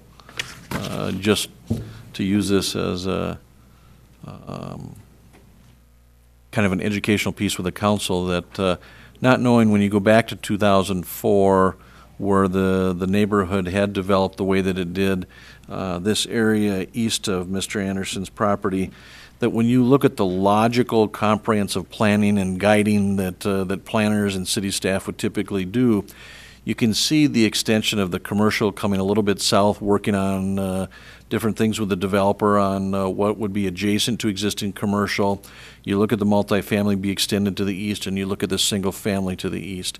That property has sat since that comprehensive plan amendment was done back in 2005. So when you take a look at it, the comprehensive plan work that we do is it's intended to act as a guide until such time as economic conditions change that result in activity actually occurring. And so when you go through that just because you have it that way doesn't automatically mean that because you guided it that way that it's all going to end up being that way. Economic conditions can change that result in tweaking or modifying the comprehensive plan to adjust based on what's actually occurring. So from a logical concept, a concept and the zoning as far as what generally fits next to each other, going from commercial to multifamily to residential, what was done there was very logical and very appropriate, as Mr. Remford would identify, having been on the Planning Commission back at that time period. Now that we're here, you see what the changing economic conditions are, that we have a lot of single-family lots in town. We don't have many townhomes. We don't have quite the need for the commercial on that second tier. It requires some modification in the comprehensive plan. So the struggles and the challenges that you go through as a council and as a community at this stage of the game aren't uncommon. Just because of what you put in place doesn't mean it automatically turns out as a cookie cutter replacement some 10 years, 11 plus years later on in life. You have to go through the changing community demographics and changes that go on, and largely it identifies the protection for the neighborhoods based on the typical type development that would generally be laid out next to each other, but sometimes there is tweaking that has to go on, which is kind of the piece that's before you. So it's the guide, you generally look towards it, but in some cases you have to modify it based on changing economic conditions. Okay, thank you. Any other comments? Okay, I make a motion to approve the resolution to amend the city comprehensive plan. I'll second it. I got a motion by Amy Jurek and a second by Jenna Tuma to amend the city comprehensive plan, being that this is a change of a ordinance, correct? It's a resolution to change the comprehensive plan. It requires A- a 4 vote in the A roll affirmative. call. Roll call. Yes, it requires a roll call vote. Okay, I have a motion and a second. Any other comments before the roll call? Okay, Councilperson Tuma. Aye. Jurek? Aye. Ruzick? Aye. Ryan? Aye. Mayor Nicolai? Aye. It passes 5-0. Next, I guess, what's that? Yeah, I'll make a motion to introduce the first reading of the rezoning of the properties from single-family to Medium density. medium-density residential. Second. Who's that? I did. Okay, David second that. This does not require a roll call, does it, Ken? It does not. Okay, so any other further comment? Okay, all in favor say aye. Aye. Any opposition? Okay, passes 5-0. Thank you, everyone. I know this is an emotional topic, and I appreciate everyone's opinions. Thank you. Chris, I think you're up next. Thank you so much for being patient. Well, I'd also like, Mayor, thank you, members of the City Council. I'd like to also introduce another Chris Bauer with MnDOT. Oh, welcome. Project Manager representing the DOT. Thank you for having me tonight.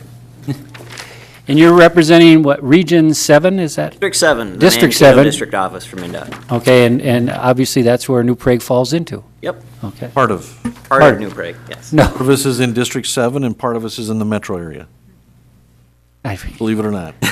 Is it the county line? Is it the same thing? Highway 19 and everything south of Highway 19 is in the Mankato District. Everything that's north of Highway 19 is in the Metro District. So what's Highway 19?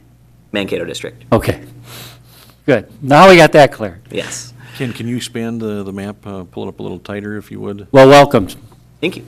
And we like that. District 7 is way more fun to work with. That's right.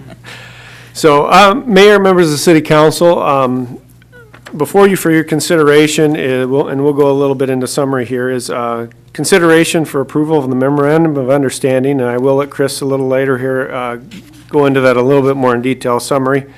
And then also to acknowledge or approve a draft scope of work, which would be to begin the professional services through the preliminary phase of this. To give you a little bit of background and for the public at home, this Main Street project, which is also Trunk Highway 19, obviously is under the jurisdiction of the DOT, but so any improvements there really is going to involve a joint effort between both agencies. Over the last 3 years, we've been having conversations off and on with MnDOT. First, we were contacted about a little over 3 years ago. There was some discussion of MnDOT doing a mill and overlay on Main Street, which was scheduled tentatively for 2017 or 2018. We immediately had some concerns because the utilities under Main Street at that point will be over 100 years old. Certainly the sanitary is, and the water is probably older yet. And knowing that there's landscape issues, then the biggest concern was, is that going to last for the next 20 to 30 years? So during our discussions, we certainly began to back off on that and have some discussions on really what should the project entail. We really started to focus on what really should be a full reconstruction project. Some of the concerns were is if this was a MnDOT-led project, that funding might not be available for a full urban reconstruction project till maybe even 2025. And that's pushing it out, obviously, a considerable distance from that. There was also discussions that if this could be a city-led project, where the city would be the lead agency and partner with MnDOT, that this project could happen maybe as soon as 2020. And that's really been our focus. At this point, we are focusing on a full reconstruction project that would happen in 2020. You may recall that last summer, back in June of 2015, the City Council did pass a resolution in support of a city-led project. And then very recently, we found out here this spring that the city is going to be awarded a grant of $1.5 million in federal money to help finance some of the, we'll call it roadway eligible improvements, things like landscaping and streetscaping, things like that, to add to the project. So we've continued discussions with the DOT between staff, ourselves at SCH and MnDOT to develop, kind of move it to the next steps. And the next steps is basically a memorandum of understanding. And at that point, I think I'll pass it to Chris to kind of summarize that in a little more detail. Thanks. I appreciate it, Chris. So what we're looking to do with this Memorandum of Understanding is kind of lay out the terms for the project, kind of develop a common understanding of what MnDOT's role is going to be in the project, what we're asking of the city to participate in the project as well. As Chris mentioned, one of the reasons we're asking for the city's help with this is because MNDOT doesn't have enough funding to fully fund the reconstruction in 2020. So one of the things we'd like to ask of the city is to advance the state's portion of the project in order to build it in 2020. So that's one of the things that we're asking for as part of this memorandum of understanding. And I think one of the things to reiterate about this memorandum of understanding is we're not asking for the city to commit to any costs at this time. What we're actually going to propose is having 4 separate agreements that we're going to ask the council to approve at a later date. And 3 of those agreements will be for joint powers agreements between MNDOT and the city of New Prague for engineering services. One of them will be for preliminary design, another one for detailed design for the plans, and then also for construction administration.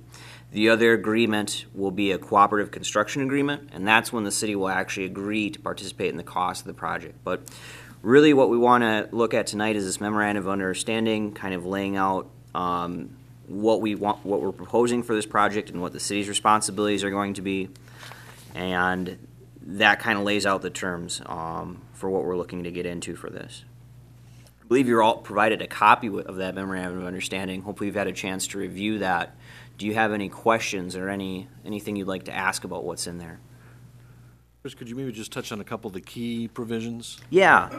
What we talk about in the memorandum of understanding is we talk about the state's share of the project costs. We have a policy, a cooperative construction policy that kind of limits what MNDOT is allowed to pay for these kinds of projects. So we talk about what are eligible state construction costs and what will require city participation. We also talk about entering into a joint powers agreement to reimburse the city for eligible project design or delivery expenses. That is the mechanism that we have to reimburse the city for those design costs. And I think one thing that's worth mentioning is that the majority of the design costs here will be eligible for state participation. So we anticipate the city's share of design costs will be relatively minor, mostly focused on the utility design and those kinds of things. So those joint powers agreements will allow us to reimburse the city, and we can do that as those costs are incurred. The other thing we talk about in here is the cooperative construction agreement, and that's going to be the tool to reimburse this, the city for construction costs down the road.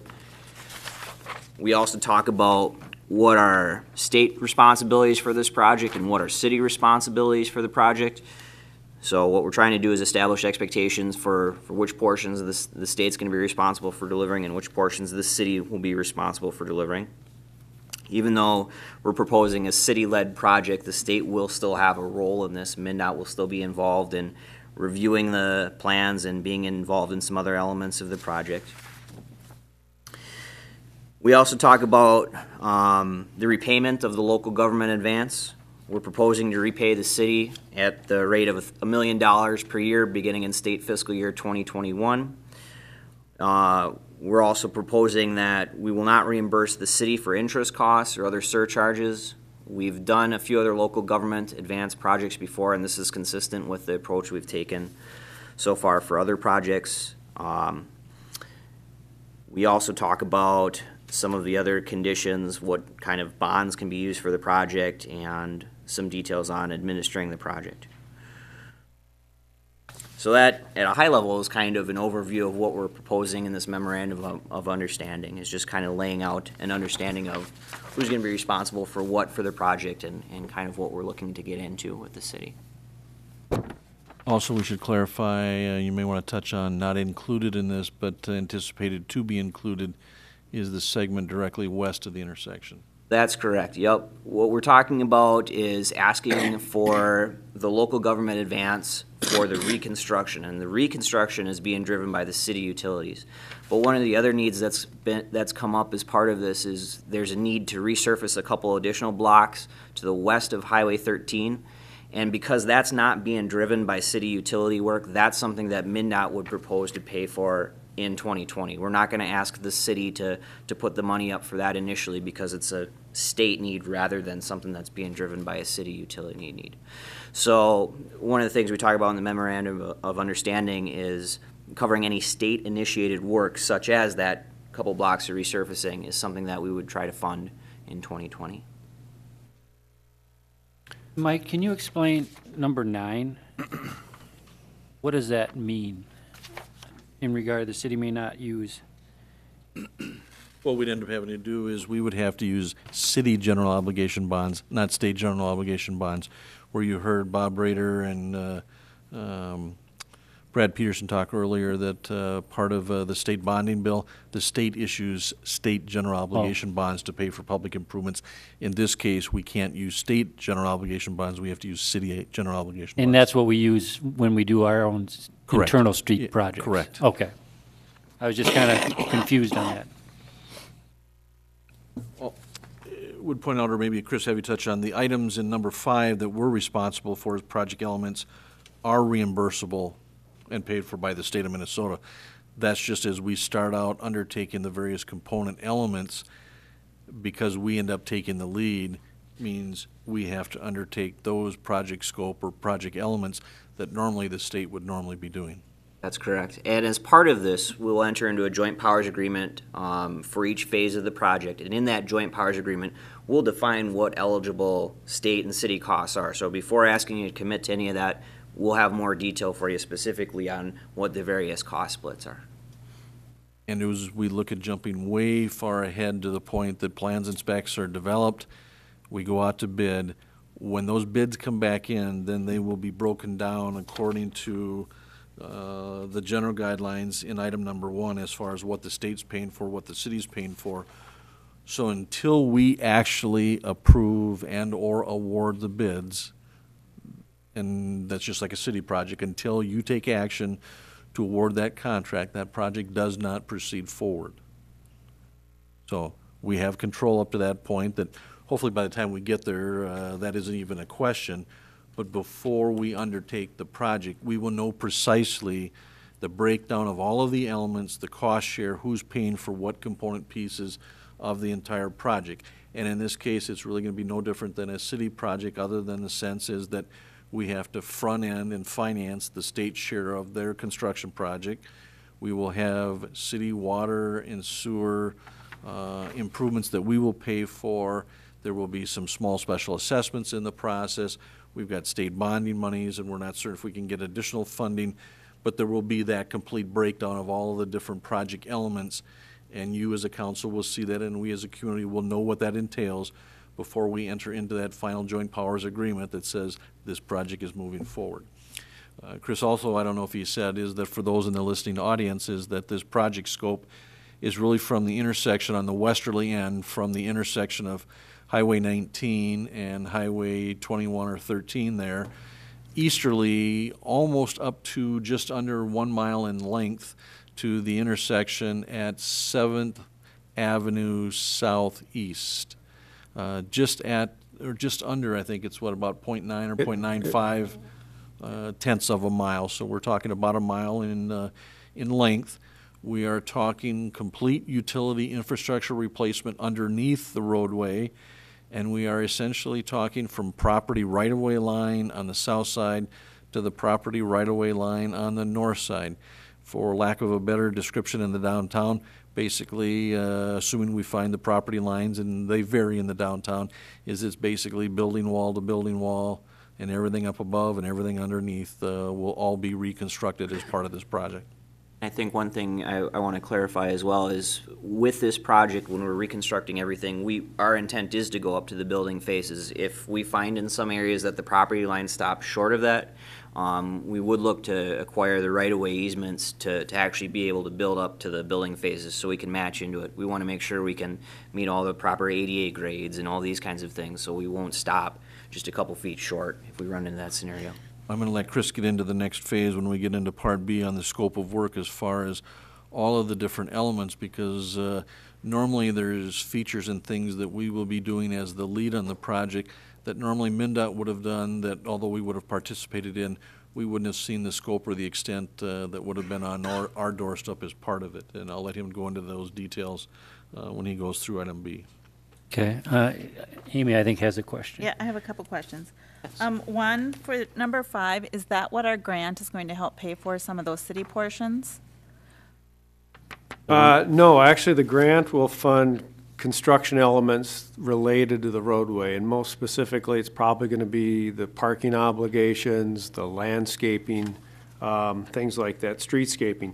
Most of these items that you're referring to in item 5 will actually be directly reimbursed by the DOT during the design, pre-design, and the final design phases as we go along. If you actually look at item number 1 in the Memorandum of Understanding, it talks about what the state's eligible costs are. So what's not listed there, so the 40% of parking lane reconstruction, the 40% of sidewalk and boulevard are the costs that you might target with that $1.5 million grant. Then my other question is, I just want to make sure that the state is aware is with our downtown, we have a great downtown. I mean, we're one of the cities that still have a very viable downtown, and to keep that feeling, and I know that'll come with the streetscaping, but if that costs, with the 60% of the state share, how much say can the city have to make it sure that we're comfortable and feel that we have a good final project with our downtown and our retail remaining strong? I think one of the advantages to this approach that we're taking with a city-led project is that the city will actually be driving this. So MnDOT most definitely will be at the table. At the end of the day, it's still a state highway, and we need to make sure that it meets all of our policies and serves as a state highway. But the city will be taking the lead on this, and ultimately, at the end of the day, if the city isn't happy with the way things are going, this project doesn't happen. So at the end of the day, the city will have a major role in this. And the other thing I wanted to mention too is I think that's something that MnDOT is really sensitive to, and I think we've got a pretty good track record of trying to take that into account. If you look at what we did with 169 in downtown St. Peter, I like to hold that up as an example of how we can do an urban downtown street reconstruction and still make it an appealing place to live and work and shop. And I think that serves as a good role model for the kind of project we would like to try and see here in New Prague. You will also find as a part of that, as he says that, is that there are various state agencies, one of which is the State Historical Society, that as part of the design and the review of what goes on in this process, they have a very strong voice in the process, that whatever we design ultimately has to pass a number of different state department reviews and inspections. Ultimately, the council will be in a position where you will approve the final design. Before we actually go out to bid or put that out for the public bidding process, the council, as well as the state and many state agencies in between, will all have a review of that final design. So, as Chris indicated, although we would have had input into the normal process, we will have a little bit more control and authority in the process. But we're still, I don't want to lead you astray, is that the state still has a very strong voice, even though we're the lead on the project. It is a state highway, and it is their roadway. But as we take a look at historical, as we take a look at ADA, as we take a look at environmental, that's where, when you look at all of those components that the city is responsible for addressing under section number 5, and that's what Chris is going to talk a little bit about in the draft scope of work as to what we have to do. It is a very meticulous, and he'll talk about the handout that we've got as an attachment as to kind of where the next 12 to 18 months will be going. But there's an extensive amount. I can't tell you the amount of work that SEH will be performing as our city engineer, as well as the project engineer for both the city and the state on this project, that the work we will be doing will generally make our city projects look relatively easy compared to what we have to go through in this one. And that what we don't typically see, because we don't have to be quite that extensive, is all of the elements that are contained with what you're seeing here, just real briefly in an outline, but more accurately scoped and identified in what Chris is going to talk about, the scope of work and the deliverables that we have to provide as part of this planning process, which is the reason we're starting nearly 4 years ahead of the project being under construction. And one of the things I think we'll find as we get into this a little bit more is MnDOT is 100% supportive of those outreach efforts and of the goal here to try and make sure everyone has a say in this project and we get something that everyone will be happy with. This is one of the things that MnDOT will pay for. So MnDOT will pay 100% of the public outreach efforts. And we want to make sure that we've accounted for that, because that's something that's not important just to the city, but also to MnDOT as well, making sure that we've got a process that includes everyone and can listen to all the concerns and make sure we come up with a good product. Chris, what's We'll be the at- time Bob, frame? excuse me, I'm Oh, sorry. no. I was just going to ask, when you start construction, what is that time frame? Well, right now, we are anticipating one season, but it's still far enough out right now that we've got a lot to go through before we come down with those answers, and that's going to flush out in the public outreach and planning. But right now, we are shooting with the idea of planning for a one-season type of construction. From like April to October, or? Yep. Okay. Yep. It'll take a full season, and there might be final finishing items that would be finished like in the following spring, Right. like landscaping, things like that. We also have as an internal goal that we've identified with them is that to the best of our abilities is we do not want to lose the opportunity of our September celebration that we typically have. Right. I will tell you that, there's a great deal of responsibility when you open up your downtown, as we have in the past every year for that event, in an area that's under construction or has been under construction. We have a huge obligation to ensure the safety of all of those pedestrians in that. But our intent and our identification in the preliminary discussions that we've had to date is to do everything humanly possible to ensure that that event stays on track and still occurs in September of 2020. Okay. And that's why I asked the time frame, if it was, Yeah. March through It's October. it's probably reasonable to assume there would still be construction going on in September, but it's also reasonable to assume that we can get the western end of the project done and therefore have kind of a pre-opening in terms of Dojinki. Okay. Mike, what's the interest payment amount? A rough estimate? No, not at this point. I have none. I mean, not like it's a $20 million project or a $10 million project? I'll let these guys try to answer. Yeah, that. and it's still vague. We've got estimates, the initial estimates that we got into were in the neighborhood of 8 million, and this is total project, again. But we've gone back, refined things. DOT has looked at some things and put in a lot of contingencies, and we're kind of saying right now between 10 and 13 million. And that's total project. Again, a lot of the engineering and things will be paid for upfront ahead of time. And until we bid things and look at the financing plan, we really just don't know how it plays out. And I think there's opportunities too, especially with the city-led project. As we get into this and as we start getting into the design, there are opportunities to take a look at the cost too. And we can spend more in some areas, try and cut some costs in other areas. We can take a look at this and manage that as we go through the process. So what we're trying to avoid here is a surprise. When it comes time to send this thing out to bid, we want to make sure that the council and the city has an opportunity to weigh in on the development of the project too, and stay abreast of the costs and all the issues as they come up. It's also important to note that as we take a look at this is that MnDOT and our engineers, as we take a look at this, is wanting to make sure that we are doing what is basically humanly possible to address and interact the whole entire intermodal transportation system, from cars to pedestrians to bikers to walkers. As we take a look at all those elements, it's important to come up with a comprehensive solution.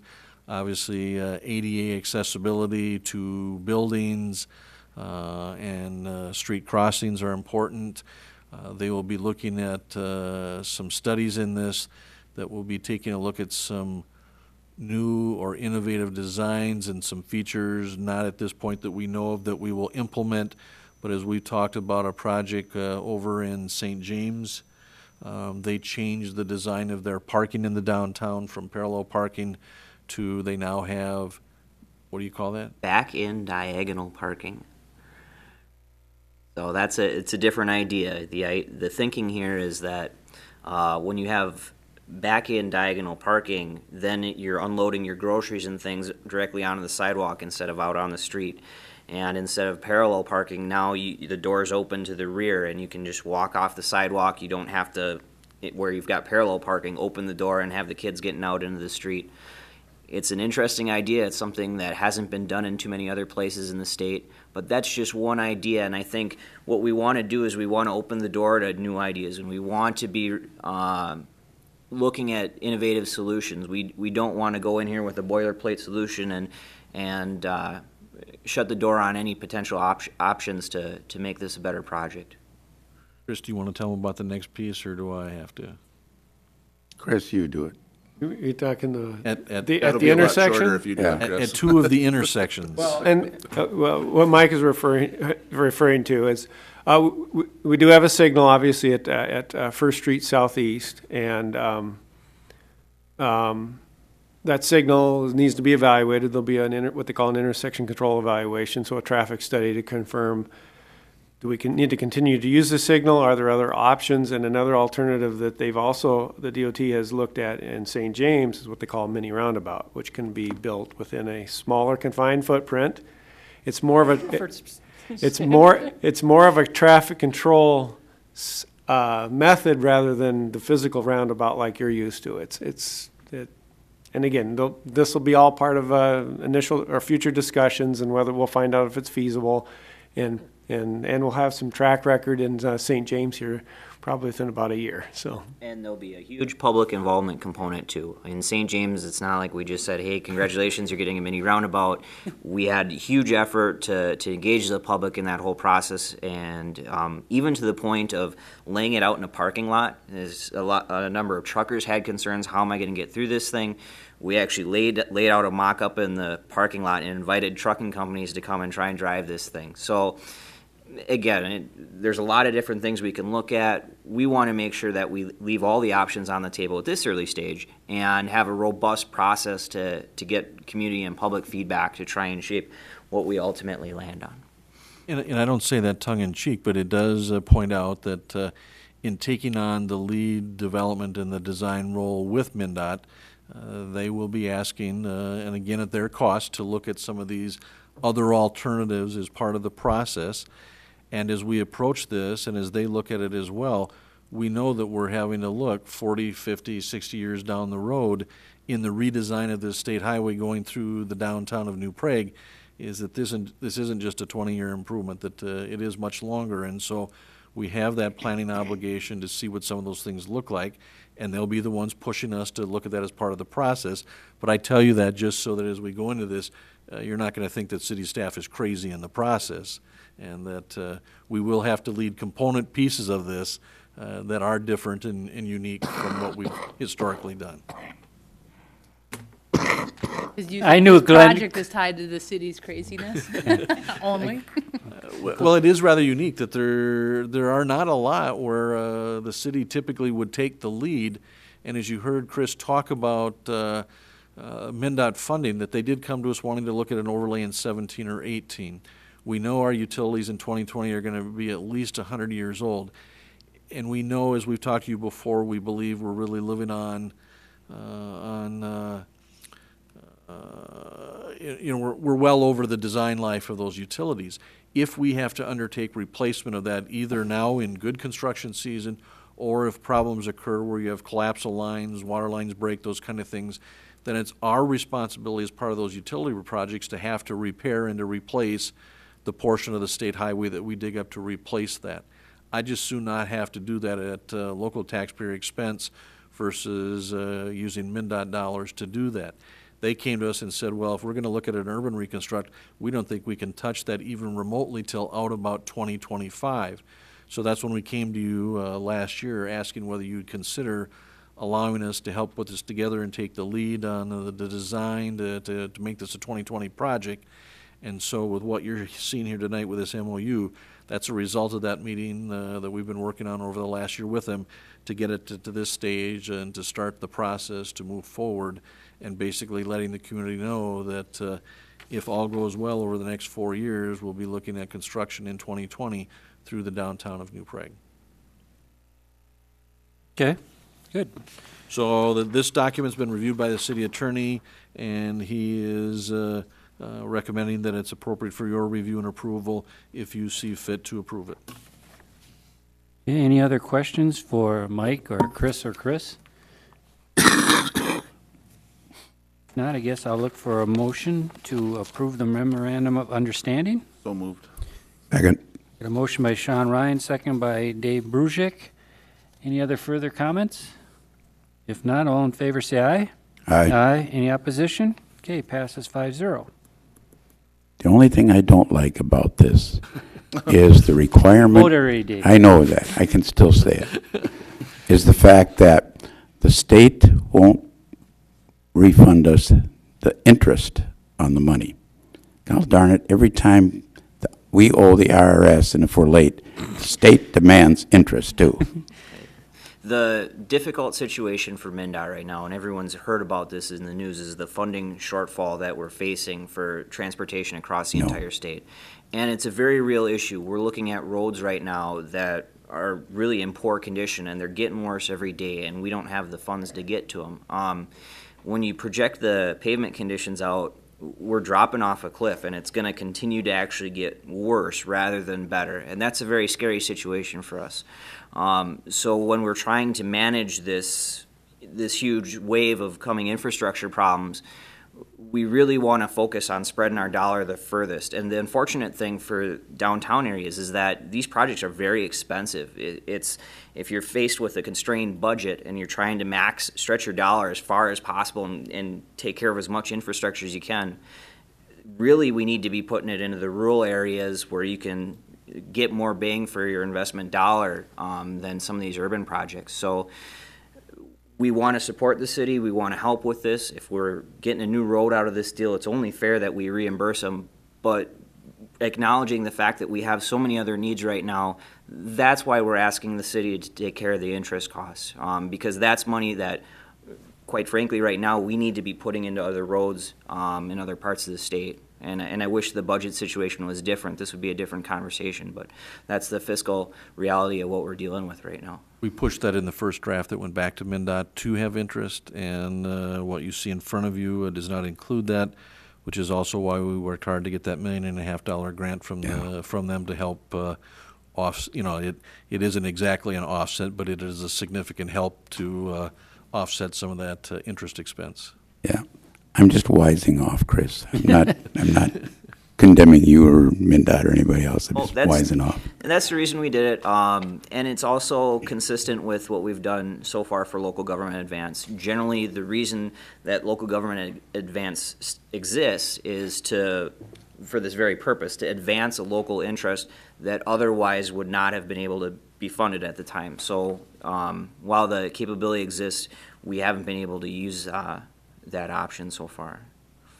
This isn't a state aid road, is it, Chris? No, but with that said, state aid can be an element of our funding on this project. Again, we're going to look at the whole package, and that'll be an element that we'll look at as well. I mean, I think we were looking at, part of our scope of work is the public improvement process. We're going to have assessments on, the sewer and water services, and we'll be looking at the element of, is assessments also a funding portion for part of the other needs that are on the city obligations on the project too. So there'll be a number of factors looked at in the funding and financing on this project.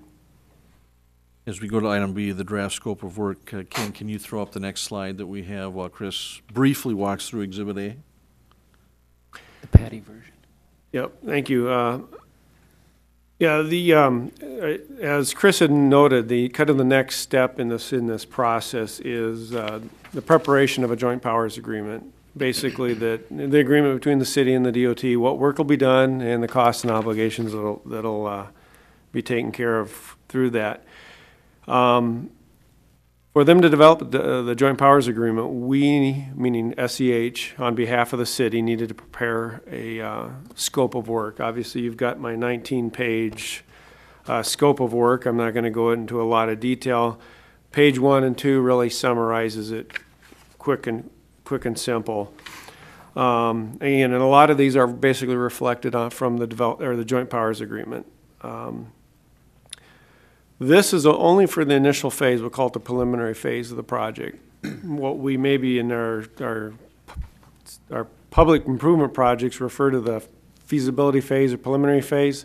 This is a lot more complex than we're used to. A lot of it has to do with the requirements that the state has on their right-of-way, as well as the fact that we have federal funding involved, and that adds additional needs and requirements.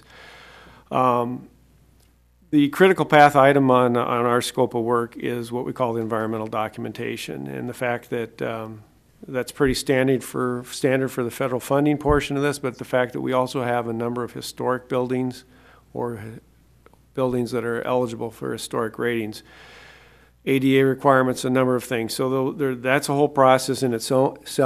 So we'll be going through this as part of there's a public involvement element to this. It'll be major element here. And part of our scope of work is going to be working with the city to develop those focus groups,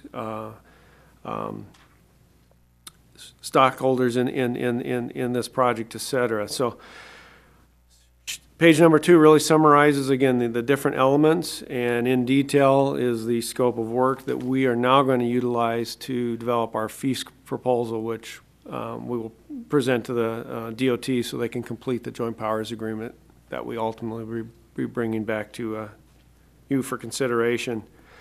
Unless there's questions, I guess I'm not going to get into these into a lot of detail, but what Mike wanted to point out is we are looking at about a 1.5-year process just for the preliminary phase of this before we start getting into, we'll call it detailed final design. I mean, we'll get into a lot more in-depth preliminary than we do typically on our local projects, but because there's going to be a lot more homework up front. But again, this will be about a 1.5-year process before we really get into preparing the final plans for construction, with the ultimate goal of basically having this thing ready to bid by like fall of 2019 is the goal here in the end. Yep. Okay. Any questions in regard to the scope of?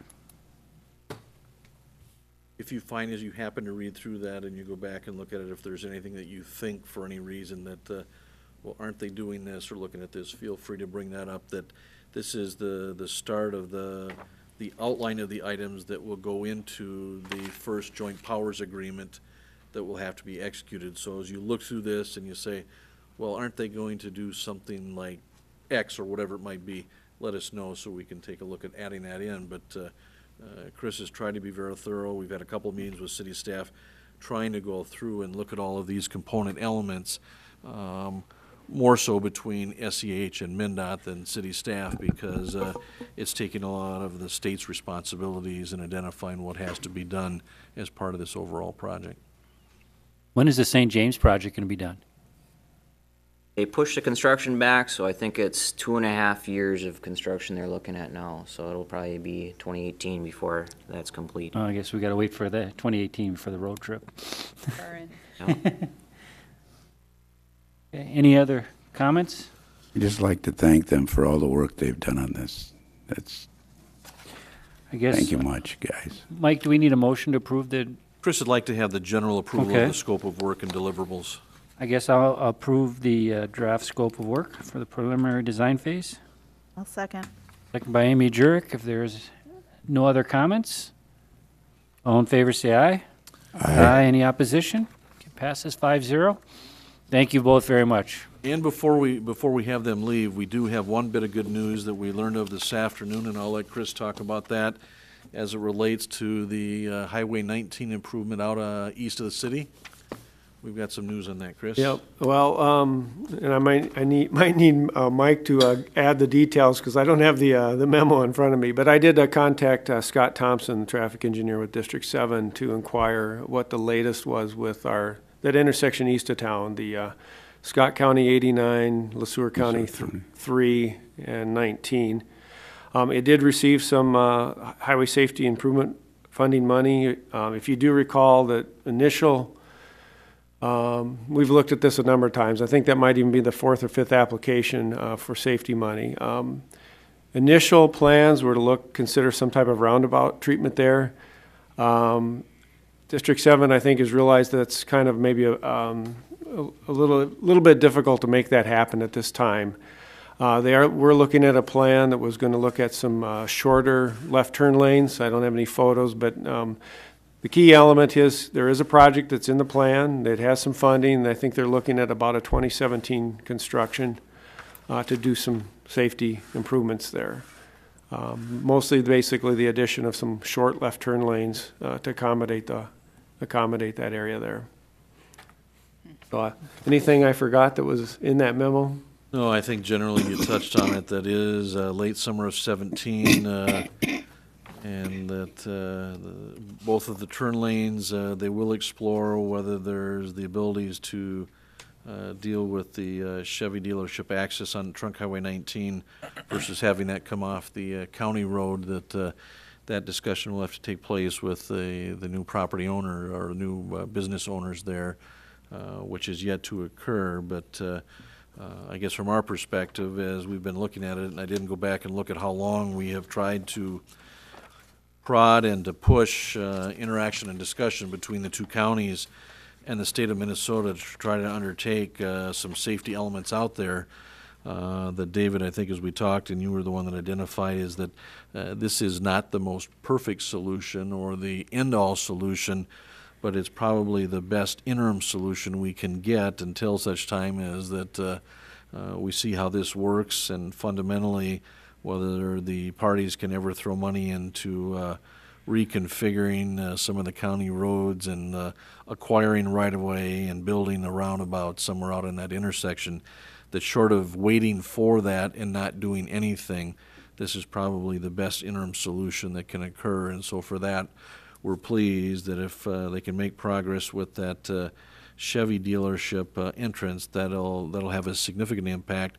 But short of that, providing for some left-hand turning movements and some widening to accommodate that turning issue that occurs in both of those intersections, hopefully that'll be better for everyone involved. So. Well, good. Thank you for that also. Thank you, everyone. Mike, I'm going to cheat a little bit, and I'm going to move the LeSueur County thing up. Dave's been so graciously sitting there listening to all this stuff. And so we're going to be move number 8 up to right now. Dave, if you want to come forward and kind of explain the LeSueur County Drug Task Force. Appreciate that, Mayor Nicolai. And you can thank Amy. She paid me. No, I mean. and City Council. It's nice to see everyone. The reason I'm here this evening is to bring up, we're looking to join a multi-jurisdictional drug and violent offender task force. We've talked to all our local chiefs throughout LeSueur County, and just trying to get some support from city councils, et cetera, on this issue. I'm going to go back here a little bit. Approximately 16 years ago, LeSueur County started its own drug task force. Back then, too, we went to all the local cities and asked for some funding, and back then the state gave us some funds, and we started our own drug task force. As some of you recall, back at that time, we had a major meth issue. People were cooking meth out in the country. I think in approximately 3 years, we made 25 arrests, 20 to 25 manufacturing arrests out in LeSueur County. So we were very, very busy, and we got a pretty good control on the manufacturing methamphetamines. The state funding, we couldn't get any more state funding, being we were our own local task force. So we just kept going on our own and doing our own thing up until now. As we all know, there's drugs. There's drugs in Minneapolis. There's drugs in New Prague. There's drugs in Sibley County. It's everywhere. We got a pretty good handle on it, we believe, but we think we can do better. And what we're looking to do is, actually, we've been approached by Cannon River Drug Task Force, Violent Offenders Task Force. Right now, they are on their own, and the state will not fund them any longer unless they join with another county or local jurisdiction to get state funding. So they contacted us. What we have to do is give $5,000 and a body, a person, to help to join that task force. So I went to my county board. They're very supportive. They said, you know what, why don't you go to all the local jurisdictions and see if they will help support this. So to make a long story short, probably looking at about $75,000 to $80,000 to get a person on board, to pay the $5,000, the fringe, et cetera, to join this drug task force. The county would get would pay for half of that, and we would also pay for of course, the vehicle, radio, and all the equipment, et cetera. So we're looking to get about 40,000 from all the local jurisdictions in Lee Sewer County. And for New Prague, we kind of made, I don't know how exactly we did it. We came up about $5,000 for the city of New Prague. It would be a yearly fee to kick into this, to help support this. And Lee Center, Lee Sewer, Montgomery Waterville would be, I believe, 7,000. Elysian, Kasota, Cleveland, 3,500. And then Heidelberg, I talked with them there. They said and Kilkenny said they each throw in approximately $500 each. So with that type of funding, we would be able to start this, join this drug task force again and do a better job of fighting the drug scene out and about. And this is, you're looking for year 2017 to kick it off? That's correct, Mayor, yes. We're looking for 2017. I do my budget in August, and that's why, I'm trying to get ahead of the game here. Also, the Cannon River Task Force, they need to put in for their grant by early July, so they kind of want to see how we, if we think we're going to join it or not. What they're looking for tonight is essentially a verbal commitment of interest, and Jim is recommending at least a 2-year partnership in the process. We don't have funding in the PD budget, but we believe we have sufficient funds in our... But this is for 2017, Mike. Yes, and what I'm saying that in there is Jim takes a look at it, that short of making that commitment right now, Jim believes we have funding in our... Vehicle forfeiture? In our forfeiture funds that we have on hand. So short of making the commitment or switching that commitment ultimately at a later time to the general fund, at least we found in at least making the 2-year commitment here initially, we can fund that out of forfeiture funds, which gives us some time to look at then integrating it into the general fund. They've been kind enough to acknowledge that we are also participating financially in the Southwest Metro Gang Task Force, which is the reason for the slight adjustment there as well. But Jim feels strongly in working with the Sheriff's Department that, as the largest city in the Seward County, that it's very difficult for everybody else to participate and to not have us participate. So we think we can make that commitment to you, that we can provide funding out of the forfeiture funds, that at least at this point we know we can do that, and ultimately then see whether we need to phase that back into the general fund PD operations at a future point. Is that going to be reviewed then at the end of the 2 years? Yeah, the intent would be is to see how successful things are going and whether we like it, and then choose to continue. That ultimately the commitment doesn't come until you enter into the joint partnership with all of the entities. The sheriff will have to put that together with the other entities, and so you'll formally have to enter it into that. But the action that we're seeking tonight is kind of that verbal commitment, so they can begin to assemble the budgetary applications to try to access some of the state funding to go with this program. And I just want to add that as this task force goes on, there's always the possibility with forfeitures, obtaining money, vehicles, houses. I mean, there's possibility of building the fund up where maybe some years we don't have to pay anything. So just throw that out there. I currently have 3 full-time felony investigators.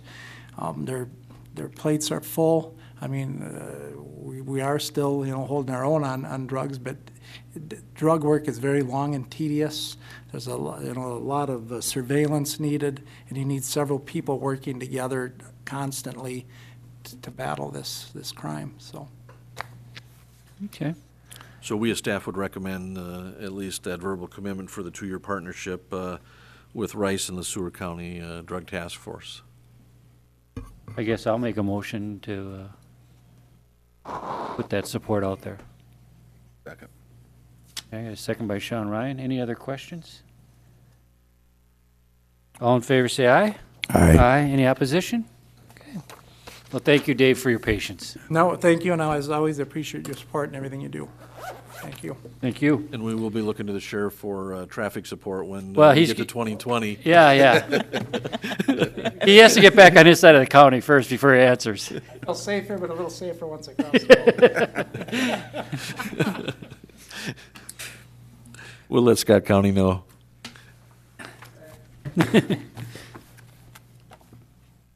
Settlers. Must have moved it already. I'll give you a quick overview. Yeah, let's do the Patty version on this one. Yep. If you recall, we had actually awarded a bid for this, or awarded the bid for this project to Chard back on April 4th. On April 18th, that was basically rescinded, and all the bids were rejected due to deficiencies we had in the formal contracting requirements of the statute. So after that April 18th meeting, we put it back out and solicited for quotes specifically. Those were due on May 25th. We had four people that we were in conversations, or four companies we were in conversations with. Thought we might at least get two of those. Turns out Witt was the only one that ended up submitting a quote, which was less than the one they had submitted for the prior solicitation. So in summary, we had an amended budget for this project of $81,000. Witt submitted the quote in the amount of $78,000, and despite all efforts to receive more than one quote, we just didn't get any interest. Other people got busy, and we are recommending to award the project at this point to Witt Construction for $78,000. And If we go out to bid again, it might be lower. I don't think we want to do that. No, I'm just No kidding. one will bid that. Construction, again, wouldn't start till late in July, and that schedule is in your packet as well. Probably week of July 25th. So Now, is there any stipulations of meeting deadlines? yes, there is. Obviously, I think that was one of your concerns. We want to have grass established so that spring of 2017, that the teams can get out there and play, because that's a pretty heavily used field, Okay. or fields, I should say, for baseball, particular in the spring. Okay, any other questions for Ken? Or Glenn? Okay, I guess I'll look for a motion to approve the bid by K.A. Witt. So move. Second. A motion by Dave Brusick, second by Sean Ryan. There's no other further comments. All in favor, say aye. Aye. Aye. Any opposition? Okay, passes 5-0. Next, the radio system. Well, I'd like to tell you that I know as much about these two systems as Jim does, but I can't tell you that. But they are both items that have been in place for some time. As you can see, it's now a more formalized agreement, the cooperative agreement for public safety information and radio systems between all of the cities in the county and Scott County. The 800 megahertz radio system, which connects local, county, regional, and statewide through the radio system, has been used for a number of years. I think it was installed just prior to my arrival in 2008 with Scott County, and it is that sophisticated overall radio point of contact where they handle the dispatching and the interaction with all the public safety entities, including our fire and ambulance as well. The other part of this agreement is what Scott County is doing on the overall and change of the PSIS system, which includes the Joint Records Management System that exists with Scott County and has been in place since 1986. That was created and used for 10 years, and then in 96 it was changed to the commercial product that we now have that's called the New World System. That system has now been in change of process for the last 2 years and is effectively scheduled to go live here in July, and that's called the LETG system, the Law Enforcement Technology Group. And what it does, as Jim has identified in his memo, is that it's a multifaceted platform that includes computer-aided dispatch, records management, mobile, field reporting, with the accident exchange, e-ticketing, in the interactive cross-modular forms, their Dynaforms, the jail module, and evidence handling. So all of the cities in the county are significantly intertwined in this system very intricately, and the county is doing this improvement in paying for this for the entire county, including the cities in Scott County. That currently we contribute to funding that on a pro rata basis for the employment of what has been the business information system specialist. They're now going to shift it over to an IT person, and so there's a shifting of that and no other significant changes in the funding from what we currently have in effect. They're just formalizing all of it in the agreement that we have from Scott County, and so Jim is recommending approval of the joint powers agreement with Scott County. Roughly, so there's no change in what we're already, What we're contributing to and budgeting right now for the radio and the informational systems that we're responsible for, obviously our own computers and the computers that we put in the squad cars and those kind of things for the joint or for the e-ticketing and the access to the databases, the whole records management that they've taken what historically partly had been maintained in each city as well as the county database and merged all of it so that if we've got a John Doe and that John Doe has records and priors and issues in other communities, instead of that existing on each of the different cities and in Scott County, it puts it all together so that it's in one system and anybody can look at that access point of information so that everybody knows that if it's somebody that's up to no good, that they're seeing that that's occurring in other facets of the county as well. Not included in this, but was budgeted this year based on input from the chiefs along this whole public safety line, is that the county budgeted for and included in their 2016 budget for a position within Scott County that will coordinate through the records management system here is a public safety person that will be taking a look at all of the incidents and issues that are occurring to see if they can forecast and develop crime patterns and crime waves and other things that are occurring, but looking at both county data as well as other city data and trying to provide data to either the cities or the county to help address patterns of burglary or theft or drugs or other things of that nature. But it's a much more advanced criminologist type position that the county is paying 100% for this year. So that's not a part of the agreement, but they're doing that as an enhancement, and that's what helps by consolidating and coordinating and collaborating and working to do this system together. It allows you to do more things. And so Jim was unable to be here tonight, and so I said I'd give it a shot and see if we couldn't get the council to approve the cooperative agreement. any questions? Okay, now I guess I'll look for a motion to approve the cooperative agreement. So moved. I'll second.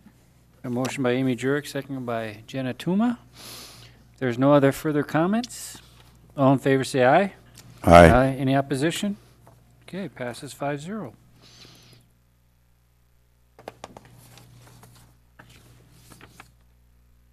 AMI reimbursement resolution.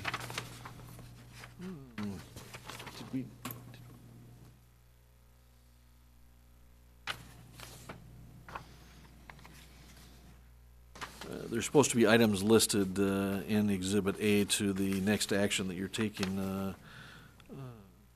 Unfortunately, it doesn't have them, or I thought the one I looked at did, but it isn't in them, but they're listed on the front page. What this is a request from the Utilities Commission that was approved at their last commission, is just a resolution for reimbursement, protecting the city's abilities to ultimately to reimburse itself through possibly bonding for the replacement and upgrade of the advanced metering infrastructure and load control equipment for the electric and the water departments. Estimated about $650,000, which were budgeted as capital improvements this year. What they haven't determined is whether they will fully pay for that either through revenues within the system as part of the capital improvement plan, or whether part of it will be bonding, or whether it will all be bonding. That between these elements, the sanitary sewer force main, if you recall, which I think will be starting near term, and Glenn will probably touch on that later in the meeting, at about $160,000, and the golf equipment at I believe it was about $62,000, I think, if memory serves me correct. This is the resolution backing up the Utilities Commission request to ensure that we protect their abilities to reimburse themselves through bonding, is all this amounts to. Okay. It looks like the combined total that we have is less than $1 million, so we've been analyzing and working with Springstead to take a look at whether we do a negotiated placement or whether we do a public sale. in all likelihood, it would not be a public sale just because of the fact that it's less than $1 million, and it doesn't pay to go through the full rating and review process and bid it. We're not even certain that we'd get enough bids to make it worthwhile, and so it may be the kind of thing that we do a negotiated placement and seek bids from our local banks and handle the bonding arrangements through that process. So we're evaluating both of those mechanisms at the present time. This resolution just preserves the intent to reimburse for the funding of those items. Okay. Any questions for Mike on this? Okay, well, I guess I'll make a motion to adopt the reimbursement resolution. Second. Second by Amy Jurek. Any other comments? If not, all in favor say aye. Aye. Any opposition? Okay, passes 5-0. Okay, now we jump to number 9, Joint Powers Agreement. The initial, or the preliminary. I think you mentioned, Mike, that this hasn't gone through Scott yet? This, it originally, one of the first outlines from the school district was reviewed by Scott, but now that we have finalized it, we received this, I believe it was late Thursday afternoon, following our last meeting, which was last week, that the school district was hoping to get it through their attorney, but he was not able to conclude their review, and so we told the school what we would do is we would provide this as a preliminary draft to the council, make sure that our city attorney and school attorney got through their review to see whether there were any changes and bring it back for adoption to you on June 20th. But what we wanted to do was to get you the outline, Councilmember Ryan, Planning Director Ken Onich, and myself. I believe we've had at least 3 or 4 meetings with the school district over the last several months trying to develop a updated joint powers agreement, and the outline of what you have is in front of you. I can either go through it and answer any questions, or if you have any questions, you can let us know, but the intent was to just get it in front of you so you had a chance to peruse it. We knew we had a lengthy agenda tonight, and so we weren't asking for any final adoption this evening, but would try to answer any questions or clarification if you had anything tonight. Mike, in Article, what is that? Must be 9, talk about in-kind contributions. The city agrees to provide at no cost use of the city's baseball fields and other fields or facilities as needed.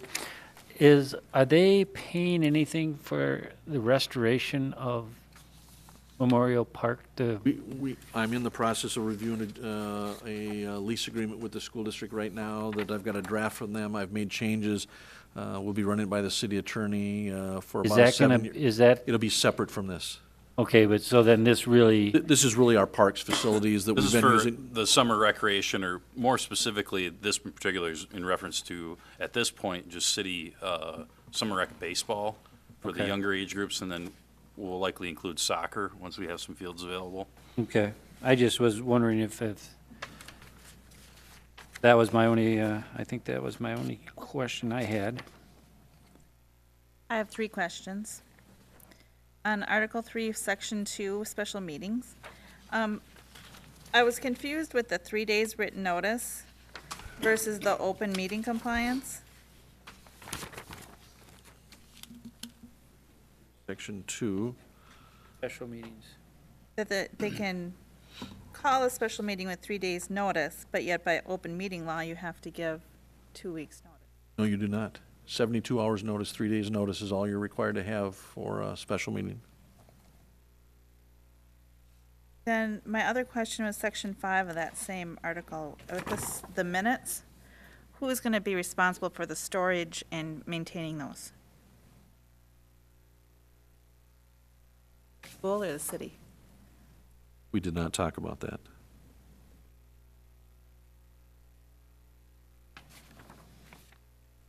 And then my last question was on Article 5, where it talks about the specific powers.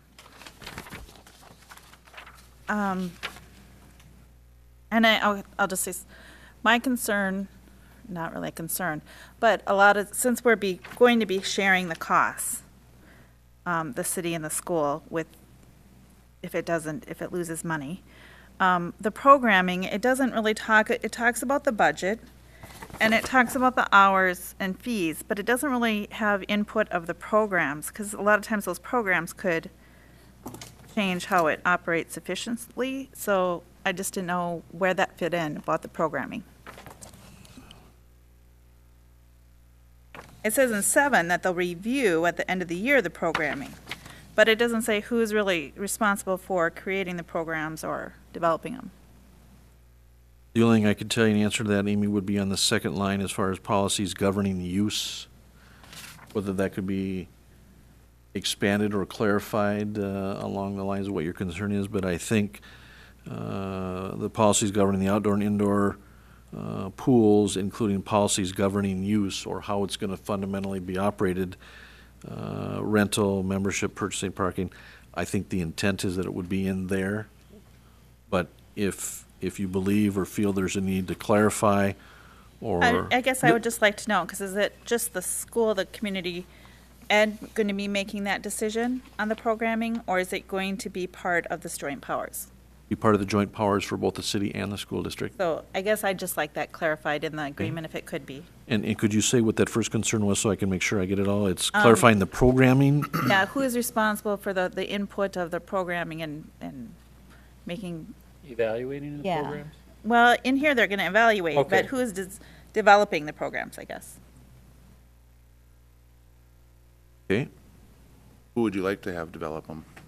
Well, I think the committee would be, this joint powers would be good, or even having a community committee too to come up with some ideas of, it all depends on how the pool is ran.